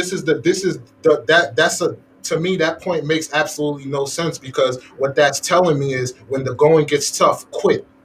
That's what that tells me. You just said from your own mouth. Listen, you just said it doesn't always work out. It makes no sense, because what you're saying, the line you said, see, that just confirmed that to focus on my degree. If you put as much effort as into your degree as it is to finding the person to marry, I guarantee you'll get results, because guess what? Anything you want in life, it's not going to come to you. You got to work at it. You got to put that work in and make it happen. I don't know anything in life that you can just get. It's going to come to you and everything, boom, falls into place. No, but I hear what you're saying. But even with the degree, it takes people 4 or 5+ years to get. So that's also dedication. What my point to you is that you just proved it has nothing to do with whatever saying you just said. It has to do with the fact that women, we don't control marriage, not unless we get out here and propose to men, which I'm starting to see a lot of on social media. But you men control that. So we could be ready, we could want all those things, but it depends on you. It has nothing to do with when Here's the thing. women always say men control that. For the longest, men controlled the household. For the longest, men controlled taking care of the home. For the longest, men controlled the income. What did women do? They stepped up and said, you know what, we're going to control our destiny. So if women wanted control to marriage, they can do it. It's funny how they want tradition to all these things that a man can do, but when it comes to their traditions, buck the system. No, like I said, No, men no, no, control no, no, that that's not what I'm because here's the saying. thing. You can say men can control it, but what about the men that want to marry a woman and the woman say, no, I don't want to marry him? Yeah, So but that's not as that percentage is not as high. it doesn't matter if It it's does as high. matter. No, the reason why I say it doesn't matter if it's as high is because whenever something is brought up that is not as high with women, your rebuttal is, oh, that's not all women or whatever, or yada yada. So now you're picking when it's convenient to use that argument. The bottom line is if women want to take control of the marriage situation, you can. That's why you see the women who they'll propose to the guy they want, this, that, and the third, and what do they get labeled? Oh, you're a pick-me or whatever the case may be. You get what I'm saying? So Wait, women like to pick and choose when they want traditions to fall into place. What were you gonna say, JR? I don't want to interrupt you. see, I was gonna say he's correct, but I know what you were saying. What you was disputing, I agree with. It's Walls. It's not my fault. My marijuana brain is doing that again. No, it does that where I lose my memory. But no, I was agreeing with what you were saying. Your major point, your big picture, I agreed with it, Walls. But there was things you were saying where it was like, nah. T, I need you to say what you didn't agree with, and I'll tell you exactly what I was about to say. Well, Okay. I said why women will say that we'll focus on getting our degree because we'll know I have a career, that stability, as opposed to, was that it? No. It was something Walls was saying. Sorry. What I know is I see a lot of women now who are being go-getters and they're like, yo, I'm gonna go after what I want. And I see a lot of women who are proposing to dudes, whatever, and they're happily married and stuff like that. So like I said, I hear what you're saying, but it depends on the situation. Because if you've had conversations with a man, right, and whether he says, I'm not ready now, or, I don't want to work on this first, or get this out the way, whatever the case may be, you got your point? Oh no, he said it is in the woman's control. It is. Y'all do have that control. Y'all just decided not to use it. That's all I think it is. Y'all can control marriage. Y'all can control all of that. Y'all All right, have so that power. I'm gonna try it, and if I get shut down, I'm gonna come No, back. no, No. Both of y'all. If you're trying to control something with someone that's not like your other half, it won't work. That's just how it works. Yeah, but if see, you won't always know that. No, but if he's feeling you and if he looks at you as a valuable person where it's like, yo, he is going to do, you can control that. You can, I would think so. My wife, I seen the value of her and she was allowed to, like, where I gave it up, where now you can control these, like where I'm not, I'm not going to be no punk, but since I see now you can control it. So y'all can control it if y'all really want to. I hear what you're saying, but I don't know. I could be wrong. I wish some more of my ladies would get in these comment sections. But I just feel as though it's legal. Say it again. I just want to tell them it's legal in my state. yeah. Oh. and I really use it for medicine. Strategic is coming for you. He had to come ready, like, all right, sir. Medicinal purposes. No, I really use it for medicine. But Tia, my fault for cutting you off. No, Sorry. it's fine. But what I was gonna say is, but usually men are more prone to drag their feet. So no woman wants to be. If women are already reluctant to approach a man, you really feel like we're gonna be more. And I hear what you're saying, Wally, but I need those statistics on how many women propose to men and how many of them actually get married. Like, I could propose and yeah, he could say yes, but is that really gonna lead? Because then here we go talking about the male's ego. Because men already feel some type of way about us emasculating them when it comes to certain things. So do you really feel like by a woman proposing to a man, that's really going to make him have his ego intact and feel like, yes, my woman's taking charge and I love it? I didn't mean like that, though. Number one, it all depends on the situation, because here's the thing. If the two people had a conversation about the direction they're going with marriage, whatever, then cool. It is what it is. Okay. What tends to happen is the two people can have a conversation about it, and on 9 times out of 10, even though the conversation was spoken, the women tend to keep pushing and pushing and pushing, and it's like, yo, we had a conversation, we got a plan, whatever. You're gonna get you're gonna get, to that end of the rainbow, so to speak.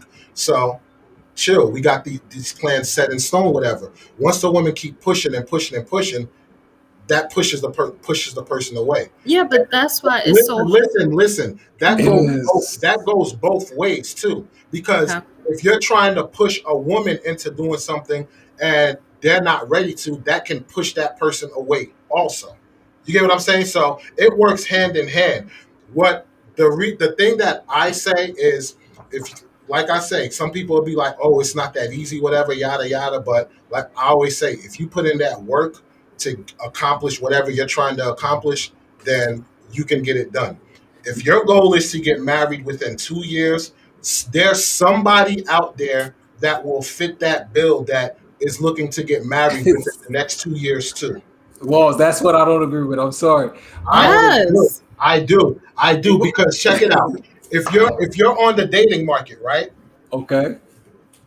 These are the questions that you should ask. Hey, are you looking to get married? How soon are you looking to get married? Whatever. Where do you see yourself in 2 years? These are questions that people should ask, and people tend to not ask these questions or communicate these things. Yeah, But you but said it the was a thing, journey, right? Huh? It was a journey, not a destination. No, So it's a process, not a process. Sorry. destination. So Yeah, you can't but ask me like how long. Okay, sorry. yes, you can't. But check this out.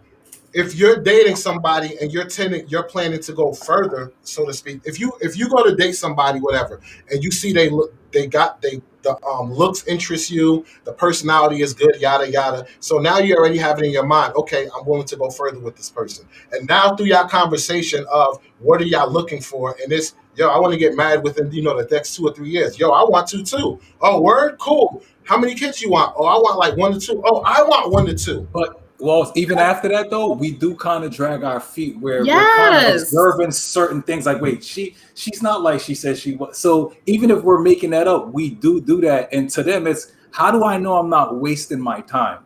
How do I know I'm not going to invest 3 years, getting older? You know, women, when they get older, guys decide they don't want them. So how do I know I'm not putting myself in that situation? Absolutely. You want to know how? You want to know How? how? Because that guy will show you everything under the sun that he wants to make that plan move forward. So will a liar though. Huh? Absolutely. You said what? So will a liar. A liar will do all of that. Even better. No. That what I'm saying. Here's the thing: a liar will do those things, but if you're paying attention, there's signs that will tell you yes or no. What I'm saying is, when a guy is ready to cross that path, whatever, and like, yo, you meet him and he's ready to do that, he's giving you the keys to the apartment. Yo, come through. You don't gotta call. Yeah, come show. Like, that's what I'm saying. I agree. You get a person who is ready to do that, and he's like, yo, in 2 years, this is what I'm trying to do. Trust me, that person is gonna make it happen. Where they're like, yo, they're gonna give you every reason to trust them and do the actions to make it.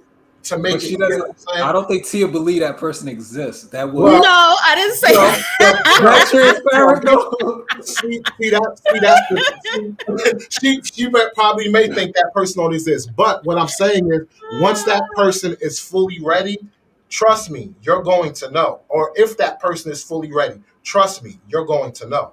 I hear what you're So that's saying, what's but I also feel like you can have those conversations in the beginning, right? And you can also, go on those dates and they tell you these wonderful things, and that's great. But you also have the instances where, sometimes you have people who will say what they want in that moment, either because it sounds good or because they're trying to get, it could be a user, it could be a manipulator, it could be whatever. And I hear you when you're like, follow the signs. Yes, getting the keys to the apartment, yes, that's great. But like someone put in the comment section, I don't know if you watch Love and Hip Hop, but Chrissy was with Jim Jones for like 10 plus years, even proposed to him, and they're still not married. You have a lot of people that will, I don't know if you heard of a shut up ring. Like, yes, I'll give you this ring, we'll get engaged, and then they don't, actually get married. Or you have the people or the men who will say, yes, I want to get married, and then 3 years pass, 5 years pass, and it's like, Let okay. me ask you this. when it came to them being proposed, whatever, was it a situation where she was like, yo, if we don't get married, I'm out, or some shenanigan like that, like some type of ultimatum or whatever the case may be? Yep, and she did leave him And temporarily. there's your answer. There's your answer. But If she you came back. but what I'm saying is, if you give a guy an ultimatum like that, then you like if you're gonna go on the process of giving a guy an ultimatum, you might as well leave, because you're setting yourself up to catch that person in that, what's the word, that vulnerable time, and he's gonna tell you whatever it is that you want to hear. So that's on you. If you get what I'm saying, like that to me, that's on you. Like, I hear what you're you saying, get what I'm but saying? That's on you. That's on you. I hear what you're saying, Yo, and I get it. boss, Hmm. I was just gonna say, and I was a great liar, and it's easy for me to say now since I don't practice that, but I was a great liar. There's no way if I'm on my game, she's gonna be able to tell if I'm running game. Yes, There's no way. But what I'm saying, Jr., is once that woman gets to that point where she's like, yo, XYZ, and now she give you an ultimatum. If she gotta give you an ultimatum, she might as well leave. Why? Why? Because now you're gonna say whatever it is to keep that person. But I'm confused because you just said that women can take control and that they should. So I'm confused. No. So What I'm okay. saying is, if you want to get married, and so you're gonna wait for that person to propose, and you're like, I'm gonna take the initiative to propose. See, what you're looking for a guarantee, and that's what I keep saying. Women always want guarantees. There's nothing in life that's guaranteed. So Yeah. it's either you got to take that chance, see what happens, and if nothing come out of it, cut your losses and move to the next. But I how hear long? what you How exactly. long? That's the thing. Because let's look at it. Guys have to take those risks all the time when it comes to courting a woman, yada yada, this, that, and the third. Nothing in life is guaranteed. Walls, we don't play those same roles. Cause I'll tell you this, if you find you have that. If you find a female who's good, they're gonna be loyal to the soil, not to the soil, but to you. Now, a woman could be amazing to us, be real, and a guy will still like not show her that respect that she deserves. So how would they know? Like, how would they really know who they're running into? How? Like I said, if you have it in your mind that this is the goal that you're trying to get to, my thing is find somebody who's on that same wavelength or want that same time frame, so to speak, because now you're making the chances that much greater of a success rate. Do you get what I'm saying? So it's like, if I like basketball, she like basketball. I like football, she like football. Like, the more compatibility and the more ideas that we share, the more of a success rate that relationship's gonna work. So if you connect with a person who, yes, they're looking to get married in whatever time frame, and that's the time frame you're trying to fit the bill, whatever, yada yada, that's gonna make it like easier. It's gonna make the compatibility level that much easier. But a great manipulator will feed you those. Exactly. Like, And they will that's the tell thing you. that you're But here's the missing. thing. But here's the thing. I understand you keep saying a great manipulator, which is why I'm saying nothing in life is guaranteed. Yes, but You get what I'm saying? Nothing in life is again, guaranteed. Here's it's the not thing. Mhm. You said it's not about guarantee. Let's hear. I want to hear what you got. I want to hear what What you're I was saying. going to say was, it's not about a guarantee. Nobody wants to feel like, I'm going to use one of your examples. That's like a job. You always talk about how a relationship, you compare it to a job, right? Nobody wants to be at a job and they get, you may get a little bit of, increase. Let's say every year you get your 3% increase, right? But you also want that internal promotion. And if you don't get that promotion, what are you supposed to do? Is it because nothing is guaranteed? I'm going to still stay at this job and I'm going to still... No, I No. leave the job and I go to a better job. That's what I do. Yeah, But but when how do do you you... do that? If that job isn't working, I leave the job. If I go to another hiring job and they're like, yeah, we do this, we give you this, we'll give you your raises, blah, blah, blah, this amount of time, whatever the case may be. Yeah, but Okay, it's the same thing with the job. I'm gonna take that risk with that new job, and if time goes by and it's not what it says, then I'm gonna leave and go to the next job. Yo, but you know what? I think you're saying this because we're men and they have a time clock. Not really, but they kind of do. Where Which is they don't have why, to. which is which is why you should set the parameters up front. That's why women who are old, like women who are older and their biological clock is ticking. I'm sorry, but when it comes to dating, I know it. I know just like it's saying, hey, it sounds easier from a man's perspective, whatever the case may be. But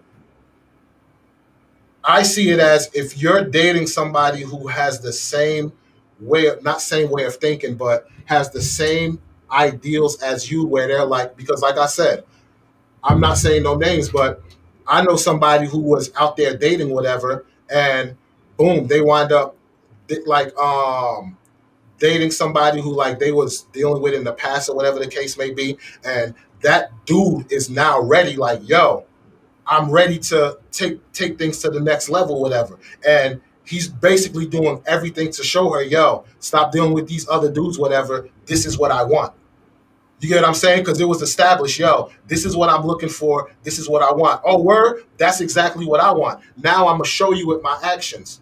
You get what I'm saying? So these are things to look for, is I guess what I'm saying. Yes, it's hard work. Not to say that she didn't go through mad different guys like trying to find the right one, but guess what? She kept at it. She didn't give up. And she's a woman with a degree, Agreed. making hella bread, whatever. You get what I'm saying? So she kept pushing, and eventually found that dude. And that's what I'm saying. If you want something, work for it. Don't just sit on your laurels. Like, I hate when people be like, well, I'm gonna just wait for God to send me a man. Really? No, Really? but it's not always that You know what I'm simple saying? because Like- you can meet someone and you can court, you can date and all that. And yes, they say that they're on the same page. But then once you get into that actual relationship, is what I'm saying is like, I mean, I hear what you're saying. Maybe that's the solution, ladies. If you're watching, you've been with someone X amount of time, you're on the same page, propose to him because My thing Walls is- P said so. My thing is this. This is why I'm a firm believer. I don't care about words. Actions is what I look for. You can tell me all this crap. If your actions don't show it, your words mean absolutely nothing to me. That's how I roll. So you can't lie with actions. Well, you can. You can lie. Okay, you can lie with actions, but guess what? Eventually, those actions that you're Facts. faking are going to come to light. Yeah, Fact. eventually. But it could take a while. Yes, it could Well, take I a know while. what he's saying is there is no guarantee. So what else are you going to do then? That's just life. There's no guarantee. There's no guarantee you're gonna get up, go to work, and you're gonna come home alive. Facts. No, That's you're just absolutely right. But that is why we continue, like, that is why in a lot of cases, I'm not talking about where it's blatantly obvious. Like I said, Tyrone from the block is not going to go anywhere. I'm talking about in cases where you do initially seem like you're on the same page. You get into that relationship, X amount of years pass, right? And you're like, okay, when is this going to happen? When is it not going to happen? And you may feel a little reluctant to propose to him because whether it's tradition or you want to make sure you don't get rejected, whatever the case may be. But my whole thing is, like you just said, nothing is guaranteed, and I get that. But the way that you're talking, it's like you're talking out of both ends. On one end, you're like, okay, nothing is guaranteed. Okay, so I'll stay. But then on the other hand, you're like, no. But if this is what you want at this time, you need to leave. So, okay, what am I supposed to do? Read the signs. I think that's what Walls is saying. The signs are always there. So even if things are going great, right? Let's just, I mean, I know nothing's perfect, but let's just say for sake of conversation, things are going great, right? It's been X amount of years. But this is where you want. It's just a matter of, you both say you're on the same page, but it's a matter of one of them taking that next step. Now what? Here's my thing. Everything is going great, right? Mhm. Y'all established, hey, yeah, we're gonna what do you look at for marriage, whatever. Yeah, I could see marriage in 2 or 3 years. 2 or 3 years come. Hey, I know you said in 2 or 3 years, whatever, marriage was considered whatever. So where are you at with that right now?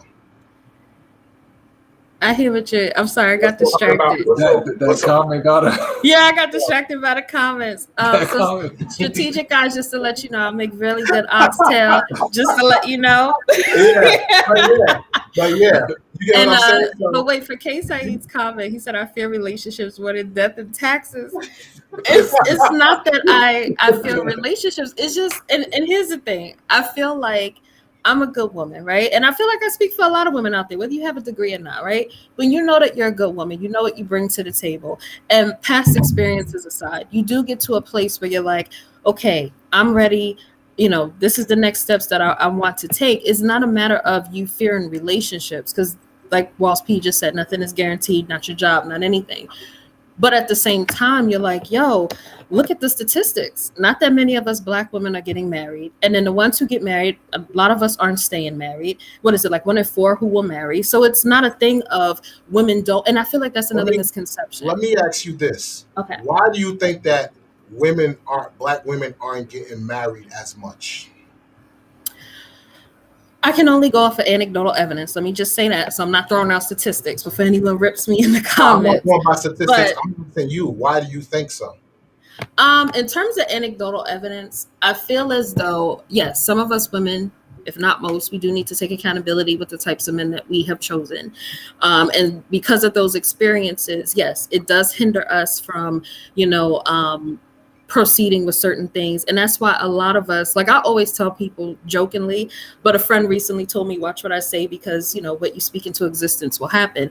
I always say, look, I got one good relationship in me and that's it, and then I'm going to get that dog. But it's because a lot of us, like, we want the relationship, we want the companionship, we want the marriage, we want those things. But a lot of times, again, like I said, it's because of the men that we have chosen. I'm not saying it's on the men. Like I said, we need to take accountability as well.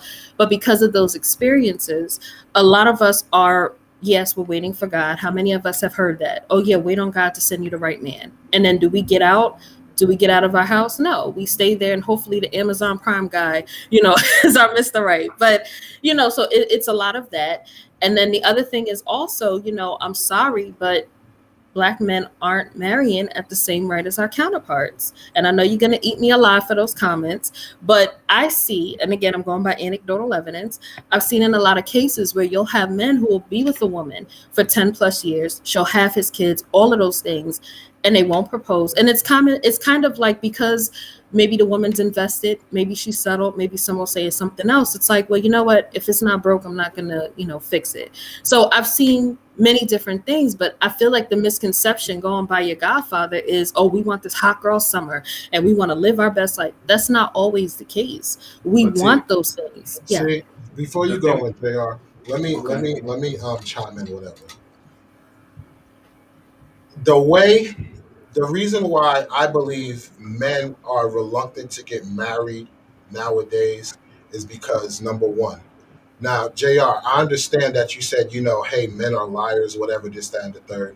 But we're not going to sit here and act like women aren't just as good at lying and I think they're better. And manipulators. Exactly. They're 10 times better. Now, here's the thing. At least you can admit that you did these things.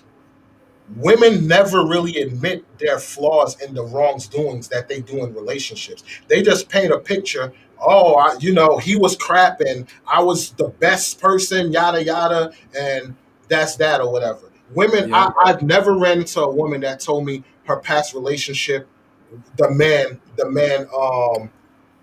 she did anything wrong. It's always, he did this, he did that, he was effed up, blase, blah. Then when you get to know the person, you like, oh, now I see why you're single. You know what I'm saying? So, number one, women put out the assumption they don't need a man for nothing. Number one. Two, they pretty much, it's like they now, not to knock saying, having a child or whatever, but women will have kids or whatever, right? Especially if it's a guy that don't have a kid. Number one, you run the risk of, if you marry him, whatever, and things go sideways, whatever, you're losing all ties to that kid, no matter how close you got to him, whatever, yada, yada. Number three, if you wind up marrying this person and it doesn't work out, You're looking at alimony, losing this, losing that, so to speak. It's a lot of things that men will lose if the woman decides that I want a divorce. Now, I'm not going to get into the reasons of why divorce, whatever, this, that, and the third, because, like I always say, they always say the number one reason for divorce is infidelity or whatever. But when you look at the numbers, the percentage isn't that much different between men and women. And I always say, if a woman winds up having infidelity, she 9 times out of 10 already have feelings for that man. So she's looking for divorce anyway, whether she cheated or she didn't cheat, if she's the cause of the infidelity. So I don't know about that. Sorry, I just have to say that. I didn't want to just let it go by. what you mean? You said 9 out of 10 times. I'm not going to say 9 out of 10 times, but more often than not, if a woman has sex or cheats, she has an emotional connection to the person that she cheated with. Okay, all right. That's what I'm saying. I So think if she looks for a divorce, it's because, hey, I found this new guy and now I'm gonna live my best life. See, but I don't think so. I think you may not think so, but it's your opinion. I'm giving my opinion. The reasons why. So all these things. Nah, I'm gonna let you say your piece. All these things are taken into factor that makes a guy look at it as like, yo, I really have a lot to lose, or two, she promotes that she don't need me, whatever. 3, she reacts on emotions. So, hey, when she's had enough, whatever, it's just, hey, I'm done. Because women react on emotions and think about the consequences later. So when you factor all these things in, it's like, yo, if I'm going on not married, whatever, if we part ways, nobody's losing anything. I'm not paying alimony, you're not paying out. Like, what we came in with is what we're parting ways with. So I think that's why a lot of men don't look to get married, for those reasons. What's your take? I'll say with what you just said, the final stuff you were saying, I think with that mindset, it doesn't work. You seen Dark Knight? I don't know if y'all seen it. Mm-hmm. Well, he said something where it was when Batman, he was in the prison and he was trying to jump across and he had the rope on him. Yeah. And the old man told them, you're not making it because you have that safety harness. And I think when we end up relationships with I'm keeping my things just in case, it's not going to work, because you already came in with a doubt and you already put it in the air, like Tia said. You already spoke it in existence, because in case he cheat, in case she cheat, and it's like you have, like they say, love hopes. You got to have that hope that it's going to work. Get rid of the rope, make that jump. If you fall, you fall. But if you go in there with that doubt, I can't see how it's going to work. But wait, before I give it to y'all, let me just say one thing. You said our counterparts are marrying at a higher rate. I think a lot of them, they're marrying young. White women, they graduate high school, they get married, and then they continue their education and careers. With Black women, y'all do the career first, it seems, and then y'all try to look for romance. I think that's a good strategy, but that's why I think the numbers are skewed. They're marrying young. We're waiting till we're established, till we feel we're perfect. Now we have something to offer. And it's like, okay.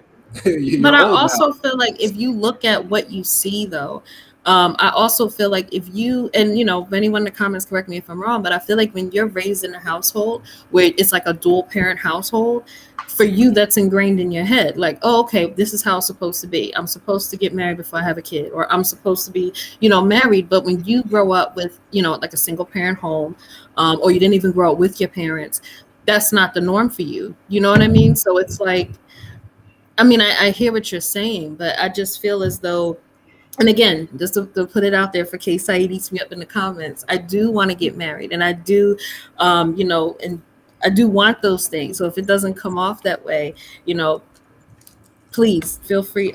Please feel free to ask me a question. But no, I do want those things. But I feel like, and like Walls P, like you said, I understand that with marriage, it can, end in divorce again, and this and that. But like you said, nothing is guaranteed. Mm-hmm. So you can't go into it thinking that way. I know like with Dr. Dre's situation recently, a lot of men were like, see, this is why I don't want to get married, because I think he has to give her like, what is it, 35 million a year or something like that. But in comparison to how much he makes for a year, it actually is like, I think maybe a fraction of, what he makes. So yes, it's a lot of money, but not for what he brings in yearly. But yeah, like you just said, nothing is guaranteed, but I feel like we pick and choose when that concept works for us. Oh, I know. Now, just so people don't get it misconstrued, I'm not saying like for me that applies because that's not what I'm saying. But I'm just saying these are the reasons why men, you know, Yeah. choose not to, so to speak. You get what I'm saying? Like, um, again, I understand the whole prospect of men can be liars, this, that, and the third. Hmm. Like I said, my thing is I just hate to hear all the vitriol is thrown at men and we act like women, there's not women that do the same thing. No, but your comment, what your That's what question was, why no, is it that women aren't getting married? So that's why I'm just saying, like, you started taking it to a once they're married, oh, women cheat just as, but like, we're not talking about once you're married. We're talking about what's no, no, preventing you no, from no, getting no, no, no, married. no. That's not. I was giving my reason on why men don't choose not to get married. That's why I brought that up. That's Okay. not. That's it was like that was completely different or whatever. Okay. But the point is dang, I just lost my train of thought, whatever. But yeah, the point is like when I'm hearing JR's talk, whatever, this, that, and the third, and he's like, men, we are good liars and stuff like that. The I'm same speaking thing. from my point of view, No, though. I know, no, I know Yeah, that, but I'm just saying, in my point of view, yeah. from like my anecdotal evidence, women are just as good liars. No, I agree. What I'm saying They're is, like, I can only speak. straight. I could only say men are liars because I'm a man. I know women lie, but I'm just saying I'm speaking for me. I'm not speaking for women. Like women lie. Yeah, that's obvious. Like I said, most of the cheating that ever happened in my life was the women were the ones who were cheating on their significant other, not me. I don't believe in cheating. I used to look down on people that cheat. It's women. I noticed that's why I used to get in arguments with people. I'm like, women cheat more. You have more access to sex. Statistics show only 10 to 12% of men are having sex in the world. 10 to 12%. Women are at a way higher number. So it just tells you, guys, we're not having sex like that. We can't cheat when we want. Y'all can. It's the perception that guys got access to sex like that, and And really, we don't. yeah, Really. Okay. really, we don't, whatever. But yeah, but nah. I look again. I'm not gonna disregard everything that you're saying, Tia. Like I hear it 100%, and I agree with the stuff that you're saying. But I guess we're gonna break it down to which was the last question, which was recommended recommendations for change. For me, I will say like fellas, we definitely need to step our game up. We need to get our education or trade, whatever the case may be. I made a video, a morning rant video about don't waste her time. Let her know what it is.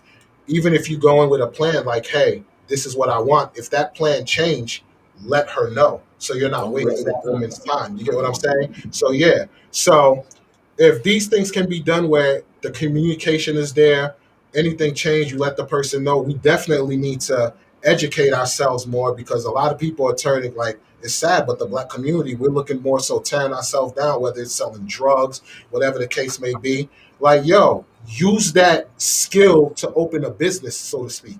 Mhm. You know what I'm saying? Or like, like it's a multitude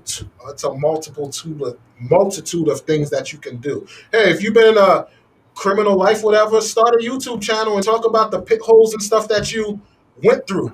And tell people, hey, don't take these steps and tell them preventative measures. There's ways that you can level up, build your capital and everything like that. So this way you look more enticing to a woman who has her degree. So she's like, okay, this guy, he got something going for himself.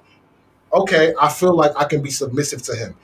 Things of that nature. But when we come in like, just rock bottom, of course I can see why women will, be hesitant to want to be submissive. Because it's like your life choices doesn't show I should be following your guidance. Mhm. You get what I'm saying? So yeah, we definitely as men need to level up, get our stuff together, get our education or trade, whatever the case may be, and be real with the women. Tell them what it is. If you just want sex, tell them, hey, all I want is sex. Keep it 100. So that's what I would say. The course of change can be for men. I'd love to hear your course for men, change from you, Jr. With your perspective. Oh, for change for men, I would say I would just piggyback off of what you're saying. It's the education. I think for men, I think we shouldn't take what women say personal, because there's times I myself take certain things personal where I'll be in the chats defending women, and then I go in the real world, and then I have a woman say black guys ain't this, ain't that, and then I take that personal, and now I'm continuing a conversation that's negative about black women because of what just happened. So I think we shouldn't take certain things they say personal. They just hurt. Two, I think, is the education. We need to educate. Like, we used to listen to R&B and things like that, so we knew certain things. Nowadays, it's just put your penis in her mouth, and it's like, what is going on? So I think it's an education thing where we should educate our young to let them know, take her serious. Like you said, don't waste her time. You kept saying that. Let her know. And it's like, we need to do that. Let them know, because they want to just brag. Because there's a park that's close to your curb where your old house, and there was these guys that sat us there telling us about sex and this and that. And it made me like, I got to do this. I got to do that. And I think we should just keep it real with them. Don't bring sex to the little kids, because they're having sex at like 13. Yes. I think we need to really educate them. Yeah. We had At 13, man, we was perfect with just fingering girls, man, and kept it moving. like smell my fingers. Oh my gosh. But yeah, go on. No, that was pretty much it. I think the education have a lot to do with it, and not taking it personal what our other halves are saying, because they're just hurt, and I get the hurt. So Yeah. I would say that. Before you chime in, Tia, if anybody want to call in and voice their opinion, the phone lines is open, so feel free to chime in. It's definitely welcome. All right, so how can women level? Well, let's just say, how can men level up, Tia, in your mind? Oh Lord, you got K. Saeed come after me. In terms of how men can level up, I definitely feel like there needs to be an understanding. There has to be an understanding. We have to communicate better. Actually, I think K. Saeed did put it in the comment section about black women and men, tearing each other down, hurling insults. Like, we need to come to an understanding, because let's be honest, it's very rare that you see platforms or even TV where you have white women and men hurling insults at each other. It's usually us that's doing it to each other. Or shows like Love and Hip Hop and all these other things, it's almost like that's the norm. You know what I mean? Like, if you have a sane relationship, it's like something's wrong. It has to be drama, But I also feel like even if men don't get a degree, a trade is also fine. Even if you don't want to get a trade, you want to be an entrepreneur, you want to start your own business. There's so many other things that you can do. And even to the man who, I think in one of our videos, the Kevin Samuels video, you're like, well, what about if a man worked for, what was it, NJ Transit, just making $40,000? He's okay with that. That's okay too. But I also feel like on the other end, men have to also understand that a lot of times when us women try to encourage you to do better, we're not trying to nag you. We're not trying to be your mother. We just want the best for you. And like I said, from the outside looking in, we sometimes see things in you that you probably don't see in yourself. So if men could just, like I said, just get more of an understanding, listen to understand and not so much to respond. Because I feel like sometimes men have this I know it all attitude, like, I am man, hear me roar. And it's like, okay, but I need you to soften up a little bit. Just listen to me. Even if you don't take into consideration what I said, just make me feel like you're listening to me right now in this moment. And I think also something else that men can do is just be honest. If you're going to meet someone, I don't care if it's a dating site, I don't care if it's in person, whatever, be honest. If you know that you're not looking for a relationship, or that you may not know what you want, whatever the case may be honest. Because a lot of times there are men out there who are like, yes, I want this relationship, and yes, I want her, but they really don't know what they want. And a lot of times they end up wasting our time. They end up, doing things that hurt us. And yeah, we should take accountability, but it does affect women when they take it to the next relationship. That was the most dumbest. Nah, I'm joking. I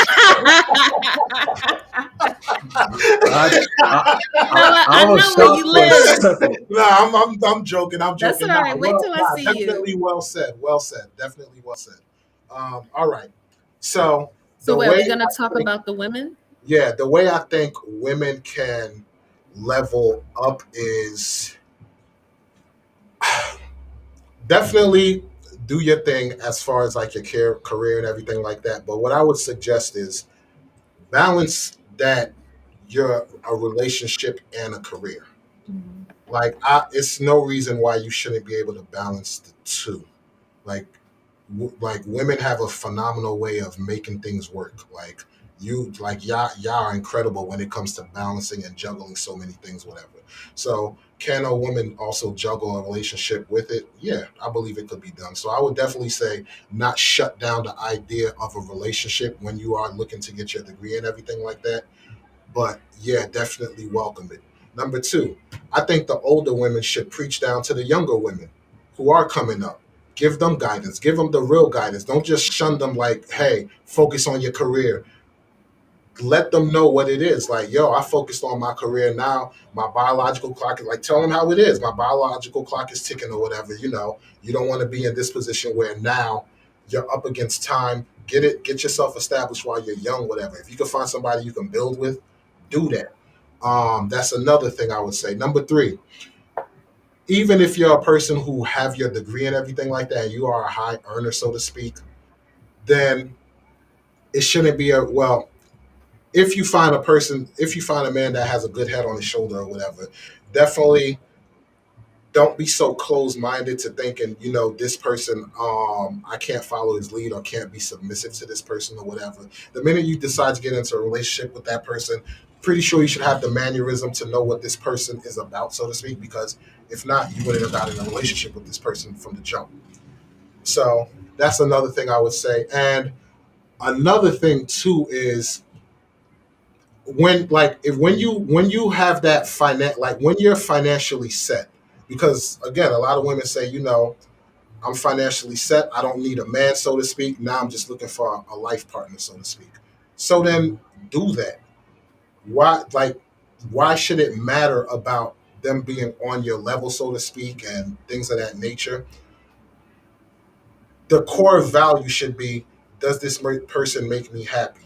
Because at the end of the day, even though you're making more than that person, that can come and go.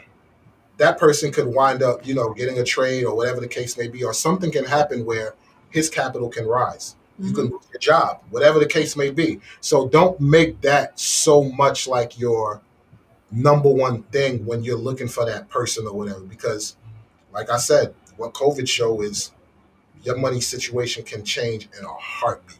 So try and look for the core value of that person making you happy, so to speak. So that's my 2 cents on what I think women can do as far as leveling up and stuff. Your take, JR? Um, the things I think women should do. One, I think they should be more transparent from the rip. Just be more transparent. Be honest. Don't just paint the perfect picture. Let me know exactly who you are. Let me know how you are 2 a.m. I don't want to live with you. I just want to know these things. Just let me know. Let's have real conversations so we can get to know each other. So I think women should just be more transparent. Don't try to give us who you think we want you to be. Because if you're not that person, we will end up realizing it, and then it's gonna be like, hey, he wasted 3 years of my life. And it's like, yeah, but you were someone else for 3 years. So I think they should be transparent. Two, I'll say there's a comment Tia said where she said, even if you're not listening, just make me think you're listening. I think women should really know what they want. Because if I'm just making it seem like I'm listening, I'm really not. Is that really what you want? Or because y'all need to figure out what y'all really want. Do you want me to listen to you, or do you want me to pretend? Because I can pretend. No. Like what I'm saying. Let them. Okay.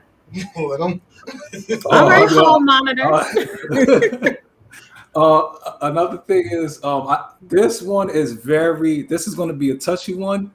I personally believe wholeheartedly women have a certain power they don't know they have. I think if they waited until marriage to get what they want, to give it up. I know it sounds, it doesn't sound popular, but I think women should wait till marriage personally, because once you, like with me, I used to like new sex. That was something where it's like, new sex is fun sex. So once you give it to me and I really thought I was in love with you, and it's like, I'm not in love. I'm on, that's how I was. So I feel like if you hold on to, some people will say, well, what if you get married and then you give it to him and then he realized after?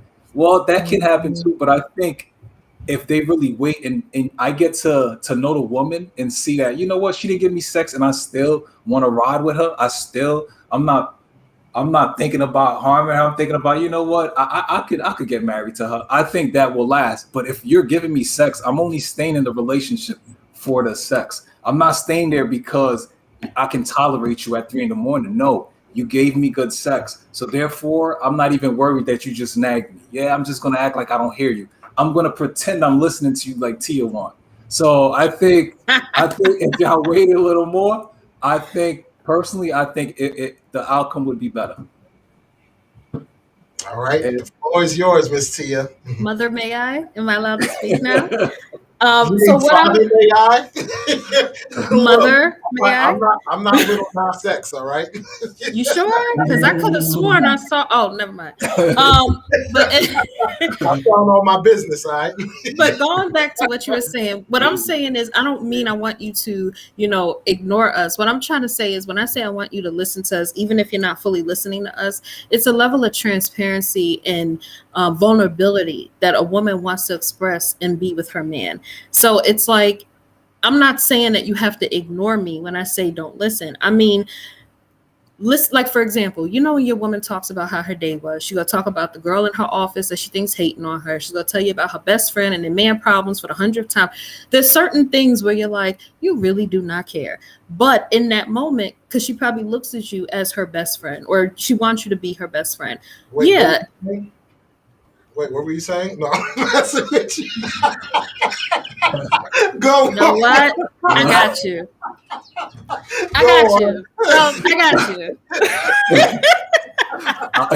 He got me too. Wait till I see you. JR, don't chime in with this.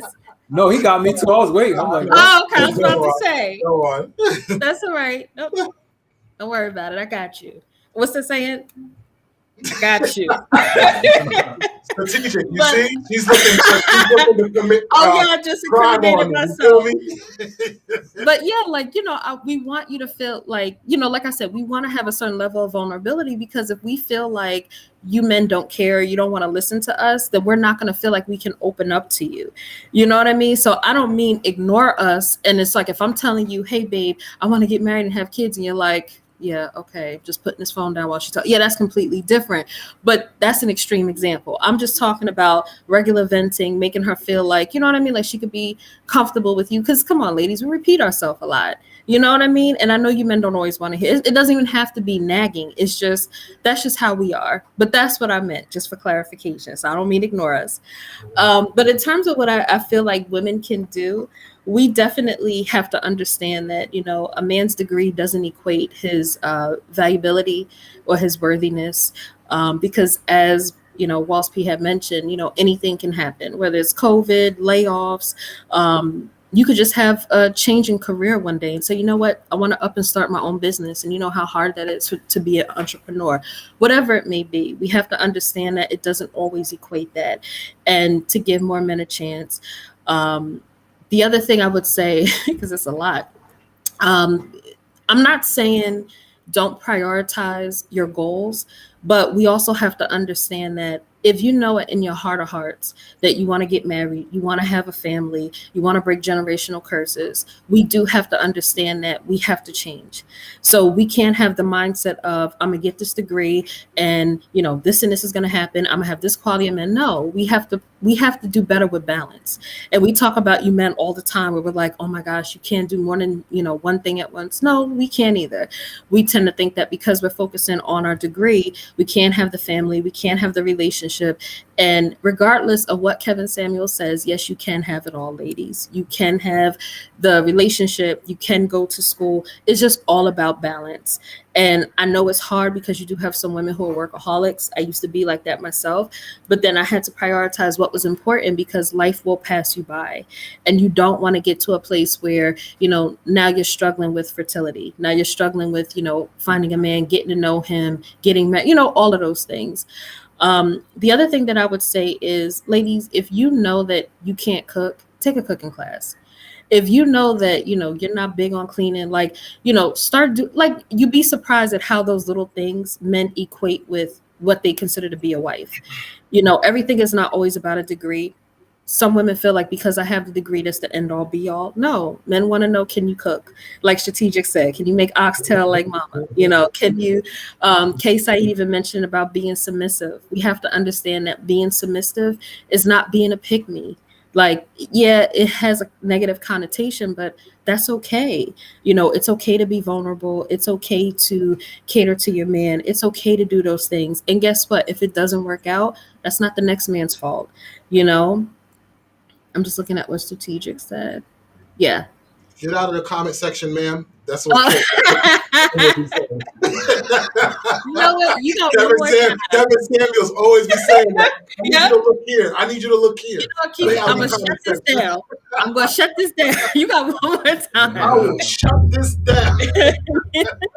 But yeah, like, it's okay to be submissive and feminine and cooperative and listen. It's okay to be that. I know a lot of us ladies, we always want to have the last word. It's okay to be quiet. Unless it's something that's going to be earth shattering, move mountains type of comment, it's okay to be quiet. It's okay to, let the man be a man, and whatever that means. I agree. Y'all both dropped some good gems. Definitely. And wait, let me just say one more thing again. Accountability. We have to take accountability. We can't always blame men. We can't always, hold, like I said, the next man accountable for what happened in a past relationship or 3 relationships ago. After a while, you have to start looking at yourself. Like, okay, if this happened in the past 3 relationships, what is it that I'm doing wrong? Or, Like, at some point we have to do that. And women, whether they have a degree or not, we don't always do that. Well said by both of y'all. Y'all both had some very good takes. Definitely some good takes. I hope everybody who was in this live definitely appreciated what we had to discuss here. If you haven't hit that like button, please smash that like button. Again, if anybody want to call in, because we're about to, bring this live to a close. We took up enough of everybody's Monday night. We going on 2.5 hours or whatever. So wait, I have a question for JR. Now, your wife has a degree? Correct. So how? But not in what she works. Like, she's not using. Oh, no, that's fine. But what I was going to ask you was, like, how was that in terms of, like, dating and marriage, and how, how does that go? Well, the thing is, I'm not as much now, but I was more of a learner. So I used to feel as if, believe it or not, as if I was being held back. I always want to get smart. I want to learn. And with her, it was more of I'm where I want to be, and I'm comfortable with that. So for me, there was an issue there because I think you should never stop learning. I think both parties should always keep learning so you can keep helping each other advance. So that was a problem, but it really wasn't because she knows other things, like she knows languages and this and that. So I'm like, okay, I'll just try to find what I can talk about, because it's not like we could talk about everything. And that sucks. So I could only imagine how females feel when it's like, hey, I got to dumb this conversation down to actually talk to this person. So it kind of sucked. But I love it because at the end of the day, she is submissive to me. And I'm submissive to her as well, where I won't let certain people get away with certain things. But with her, I will submit to you, where you can annoy me a certain way. So I don't think it's any problem. I would love for her to have a doctorate and stuff like that. So it wouldn't bother me. Mm. Yeah. And the reason why I asked you, is like, you are the only one out of the 3 of us that's married. So I just wanted to know, like, how did that go for you? How are you making that work? And, stuff like that, to give the audience an understanding of, yes, you can be in this type of marriage and it actually work. Here's the thing. I'll even explain that situation. When we started dating, the first thing I did was let her know, don't let me have sex right away. I was like, don't do that. She thought that was weird because most people, she said, never started a relationship like that. And I let her know certain things, blah, blah, blah. So we started off talking where I'm more so the talker, where I want to have that conversation. I want to know like the stuff you don't want to talk about, I want to talk about, just so I could know, like, you know what?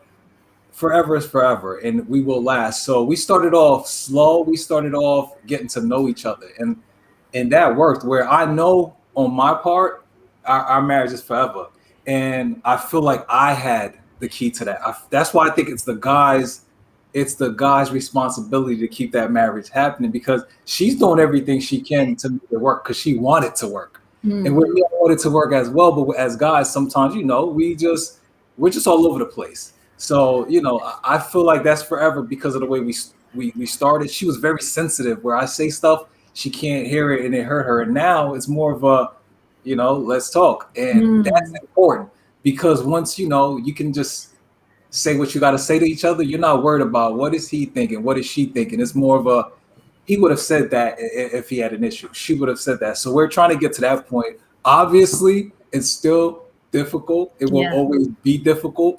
Her mother is not my mother, so we were raised different. But at the same time, we were still raised with we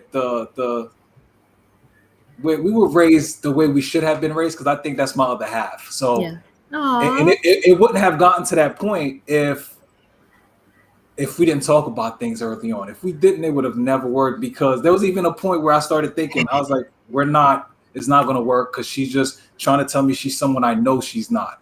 And because of that, it just wasn't working. I lost interest, but still dated. And then I realized, this is my wife. Like, why am I even wasting time?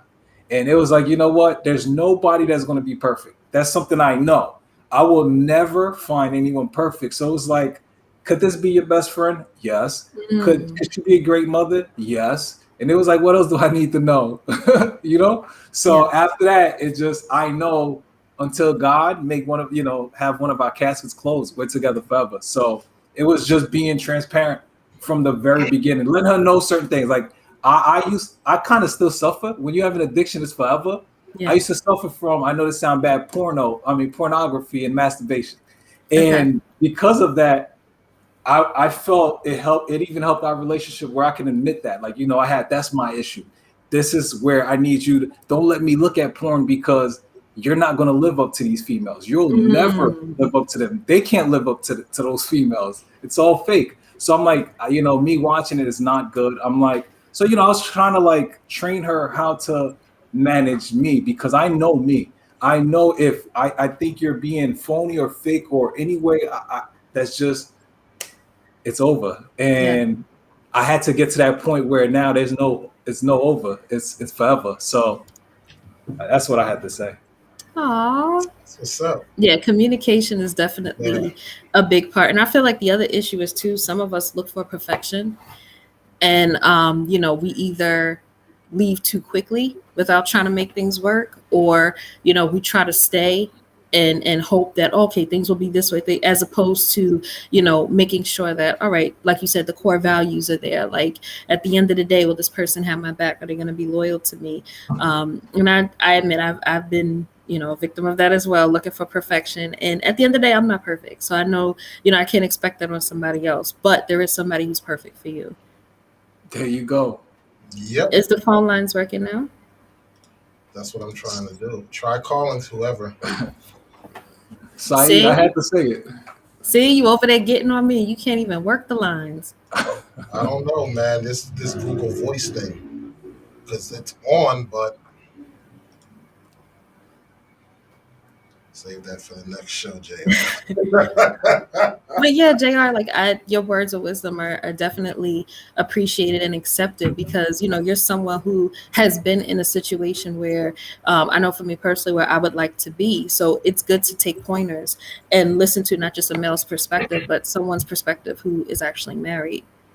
But it's funny, my wife don't want to take my perspective. Like, she doesn't want to. And I'm like, this is me. I'm telling you how to manage me. And it's like, but I know you better. And it's like, this is what you want. It's like, really?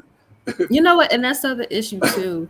a lot of times us women, we listen to each other as opposed to our man. Yes. So like for example, Yes. even like with fashion, I remember I had sent something, and I don't know for anyone out there who understands what I'm saying, those black, I think they're like knee-high boots. Like Steve Madden has a version, Prada has a version, and it looks like the two like little coin purses on the side, if you know what I'm talking about.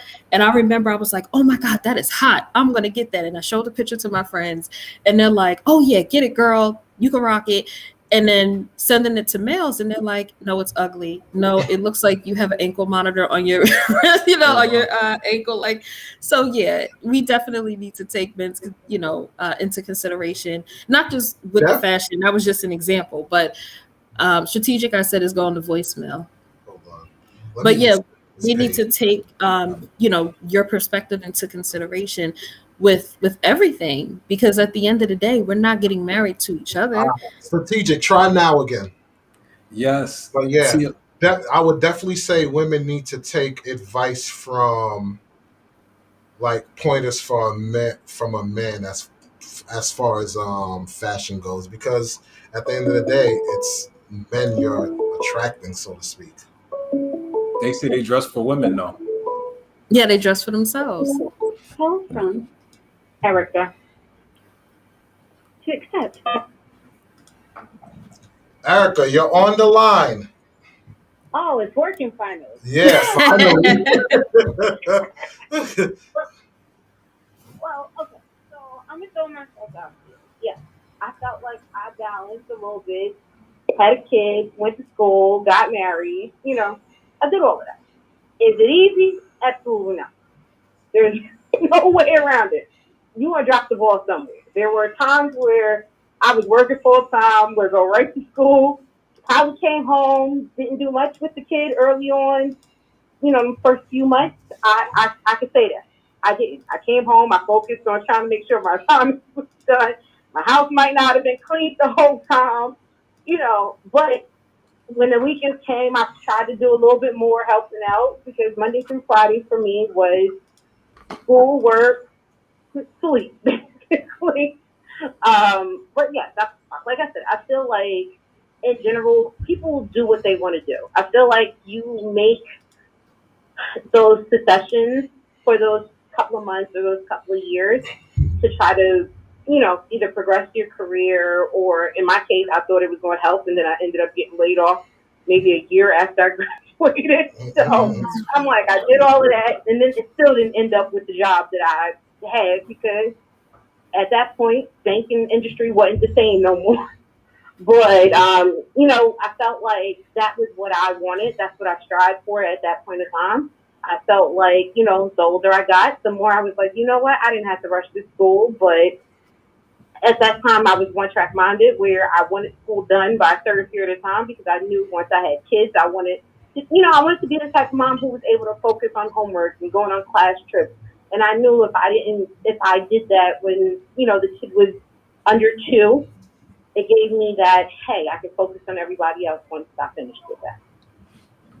All right, so here's my question to you. If it came to doing it all over again, what would you do different as far as like your schooling and your career and everything like that?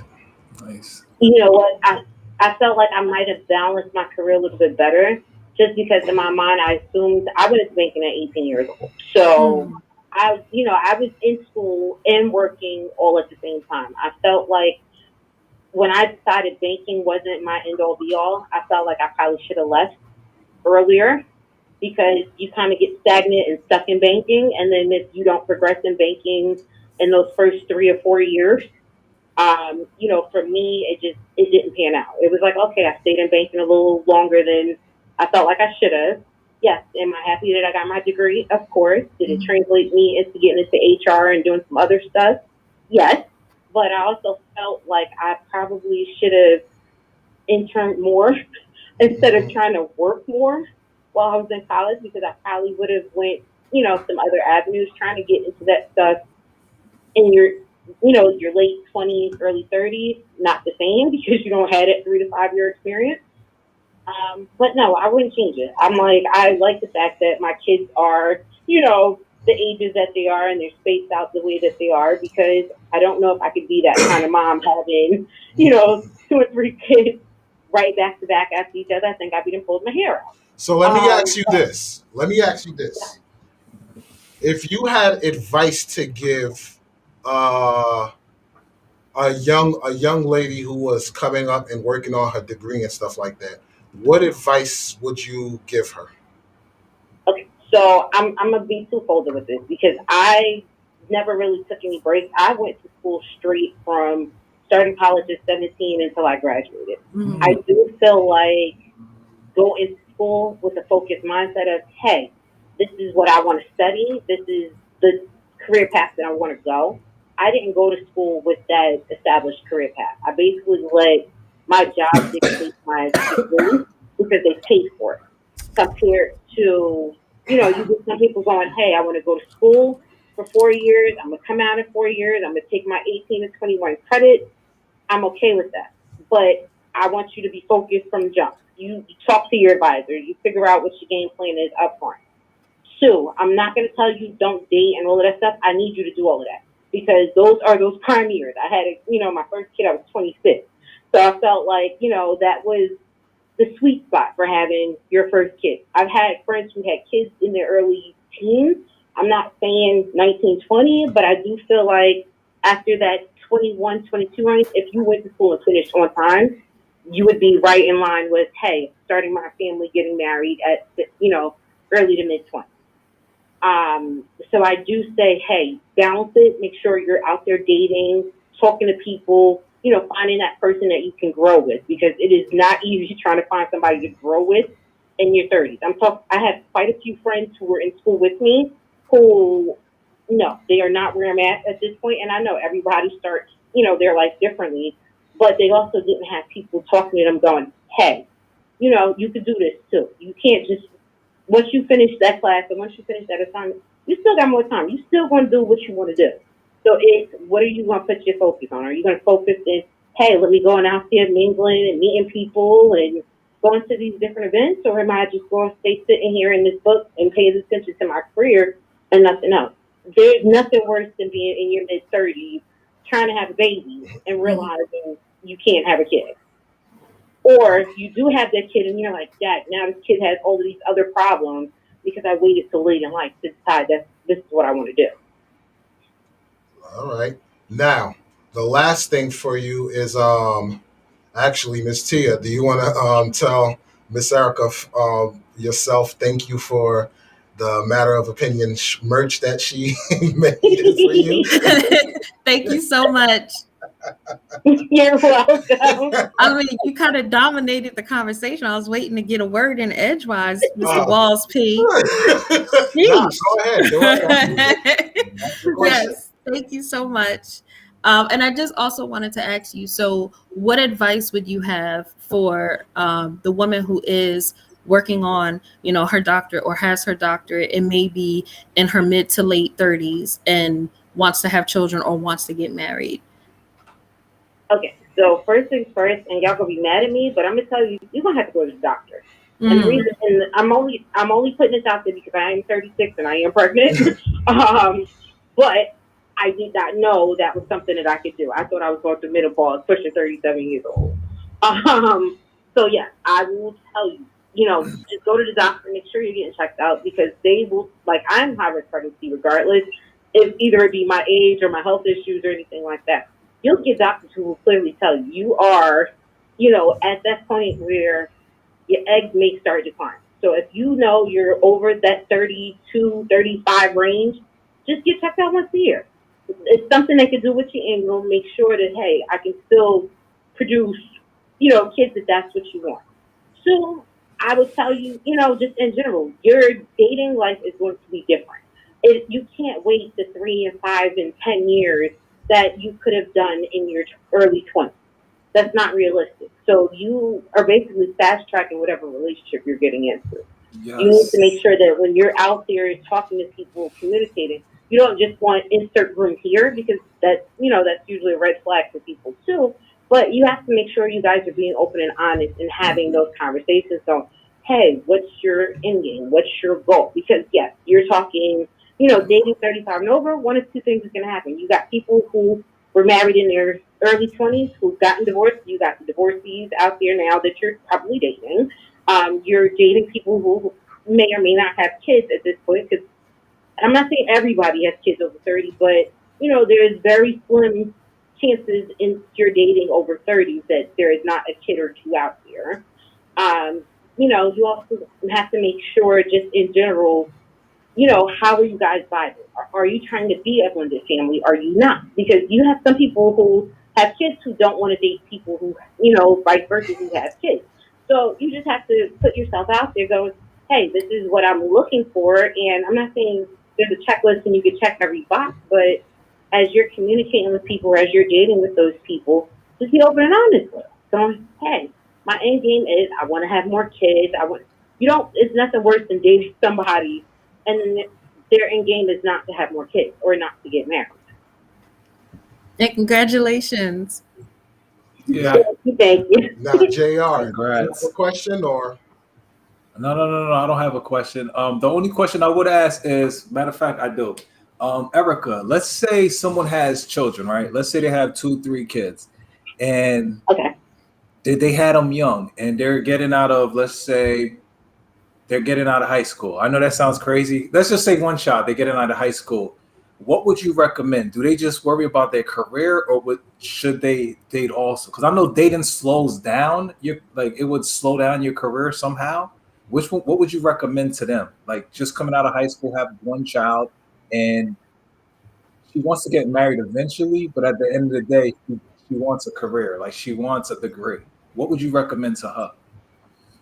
To be honest, for something like that, I am a put my kids first type of person. I've always been that way. So it doesn't matter if that kid is in high school, getting out of high school, going to college. My thing is, one, yes, your kid is old enough for you to focus on yourself. So yes, you should be out there. But when you're dating these people, you should be explaining, hey, my priority is this kid too. We're trying to figure out what this kid's next step is. Are they going to college? Are they getting a trade? Are they going to most? You'll have some kind of plan, because like any parent, you want your kid to do better than what you did.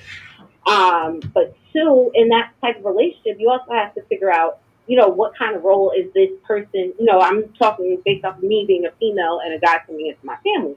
It's what kind of role do you want to play in my child's life? Because you have to think about it. If we get married, if something ever happens to me, I don't want you kicking my kids to the curb.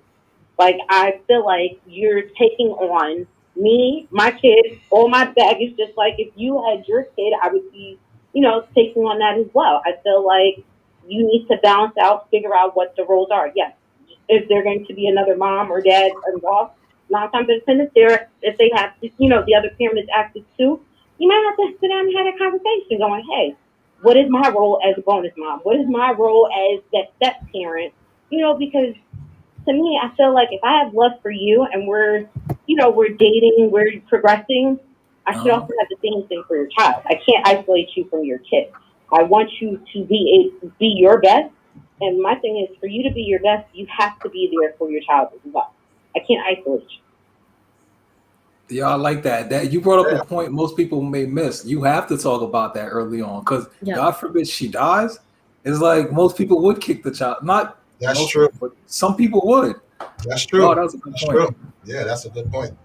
I agree. But I'm also, but on the flip side too, is I think about those circumstances. My dad passed later on in life. My dad was 53. So you're talking, just in general, my mom is dating someone and he's coming in, with me and my brother are grown. But guess what? He's still coming in like, hey, if you guys need me, I'm a phone call away. Your car, I'd be like, I got car problems. I don't know what I'm looking for. Yeah. Certain things like that. I might need you to come look at this extra thing going, is this something I really need to get fixed right now? Like, you have to have that kind of person in your life. And I don't, you don't always want to be like, oh, well, that's just mom's boyfriend. No, you're coming into our family. Yep. You are stepping in as that father role. My dad is no longer here. So if that's not what you're trying to do, and I'm a grown person saying, like, no, like with a kid, they're impressionable. I might say something and it's like, you know what? I might have to seek her advice on that too. I'm not saying you don't always know where mom and dad, went school-wise. They might have only graduated high school. So they may look going, hey, I don't have anybody who went and got their bachelor's or started pursuing their master's or things like that. So you may not have that, that guidance to go, hey, you do whatever you want, but we need to figure out what this plan is for you to get there. What's your strong suit? Did you like math and science at school? Maybe you want to work on some STEM stuff compared to, being on the flip side going, hey, mom and dad basically graduated high school and just went to work. That's all I know. But, you may have a different conversation with them and it might get them to another track. That's all it's going to do is help your family progress. Agreed. Yeah, that's a fair point. That's a very good point. Mhm. All right. We thank you for your knowledge and your 2 cents. hopefully a lot of people could definitely use this information and everything like that. But yeah, we're gonna hang up so this way somebody else can call in if they got All right, bye, something guys. they want to say. Bye, Thank you, and Erica. congratulations. Thank you. All right. Anybody else want to call in? Do your call-ins because we're getting ready to wrap this up. So we'll give it a couple more minutes to see if anybody else is gonna call in. So, but yeah, man. I will say, man. I do believe women can balance relationship and getting their degrees. Definitely. I don't think it should be the end all be all. And that's a fair point that she brought up where she was like, if something happens, whatever, is the person you're dealing with going to kick the kids to the curb and everything like that? Because a lot of people don't think about that stuff. A lot of people really don't think about that stuff, and that makes a lot of sense. That never once crossed my mind. Exactly. Absolutely. So that was definitely a gem right there. Absolutely. That's why it's good to have the listeners and the people that subscribe and everything chime in because they'll bring up stuff. Yeah, they'll bring up stuff that did not even cross your mind. So, Exactly. No, but you're absolutely right. Like in dating in general, psychology isn't that important. I mean, black sheepdog, that's debatable. You know how I feel about the degrees. Yeah, definitely. Again, if it puts a strain on your relationship, then it depends on how strong that bond is. Because at the end of the day, if you are really into that person, you're understanding of them being in school, and that's the person that you want to be with, you'll make it happen and you'll have that balance. And in terms of, it puts you in debt, depends on how you do it. You don't have to go to college and leave in a massive amount of debt. That's a misconception.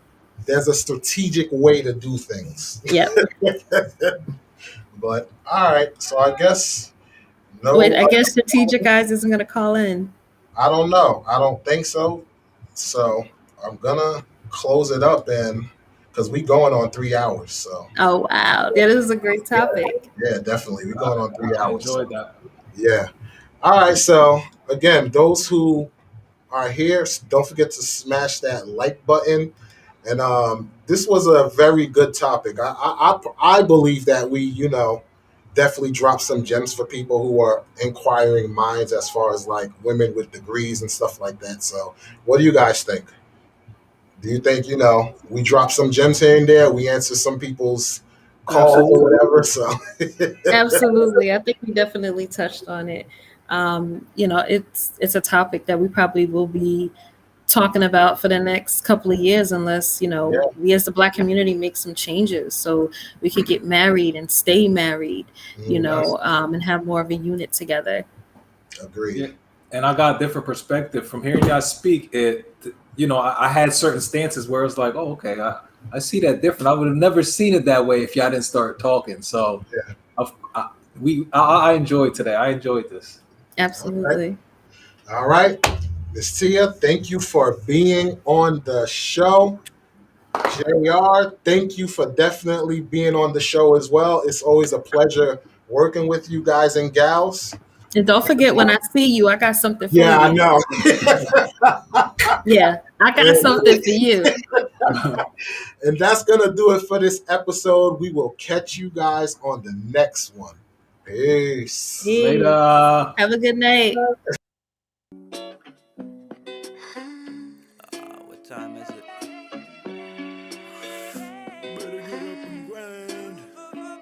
I woke up, soaked from a bad dream. I've been sweating like crazy. Got up, skin stuck to the veggies. Open window for a cold breeze. I have nothing to eat in my kitchen. Old coffee and yesterday's pizza. Listen, I promise to clean my floor, but I have no interest to fulfill my chores today. As long as the sun is shining and the weather is showing its face, just like me, it's been hiding.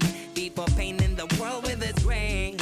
So I skip on my obligations, like so many times before. Reach for the door out to reclaim my faith in the making. God, I am here for the taking. Oh, it's a matter of opinion if I'm right, but I'm leaving off for now to go outside, putting chores and obligations on our pile. See them towering over me, nowhere to hide. I had it with this shit. Yo, I gave it all I got, but it seems like it's not enough. Now I'm sitting there watching all these bills piling up. Like, damn, I need a change for the better. Scratch that, I need a change for the cheddar. Gotta get up 9 to 5, have a regular life with the knowledge knowing that I'm not a regular guy. See, I'll be more than me's a regular. I like Optimus Prime with my spectacular mind, composing these delicate rhymes. But I'ma design a different future for me. I had a good run with it, but it just ain't what it used to be. And truthfully, I trust nobody in this industry. They only come around when they want something like a fucking leash. But I'm cool, mama didn't raise no fools, so I'ma do what I do and chunk up the dues. And I'll be back in the booth when the stars align. But meanwhile, It's a matter of opinion if I'm right, but I'm leaving off for now to go outside, putting chores and obligations on our pile. See them towering over me, nowhere to hide.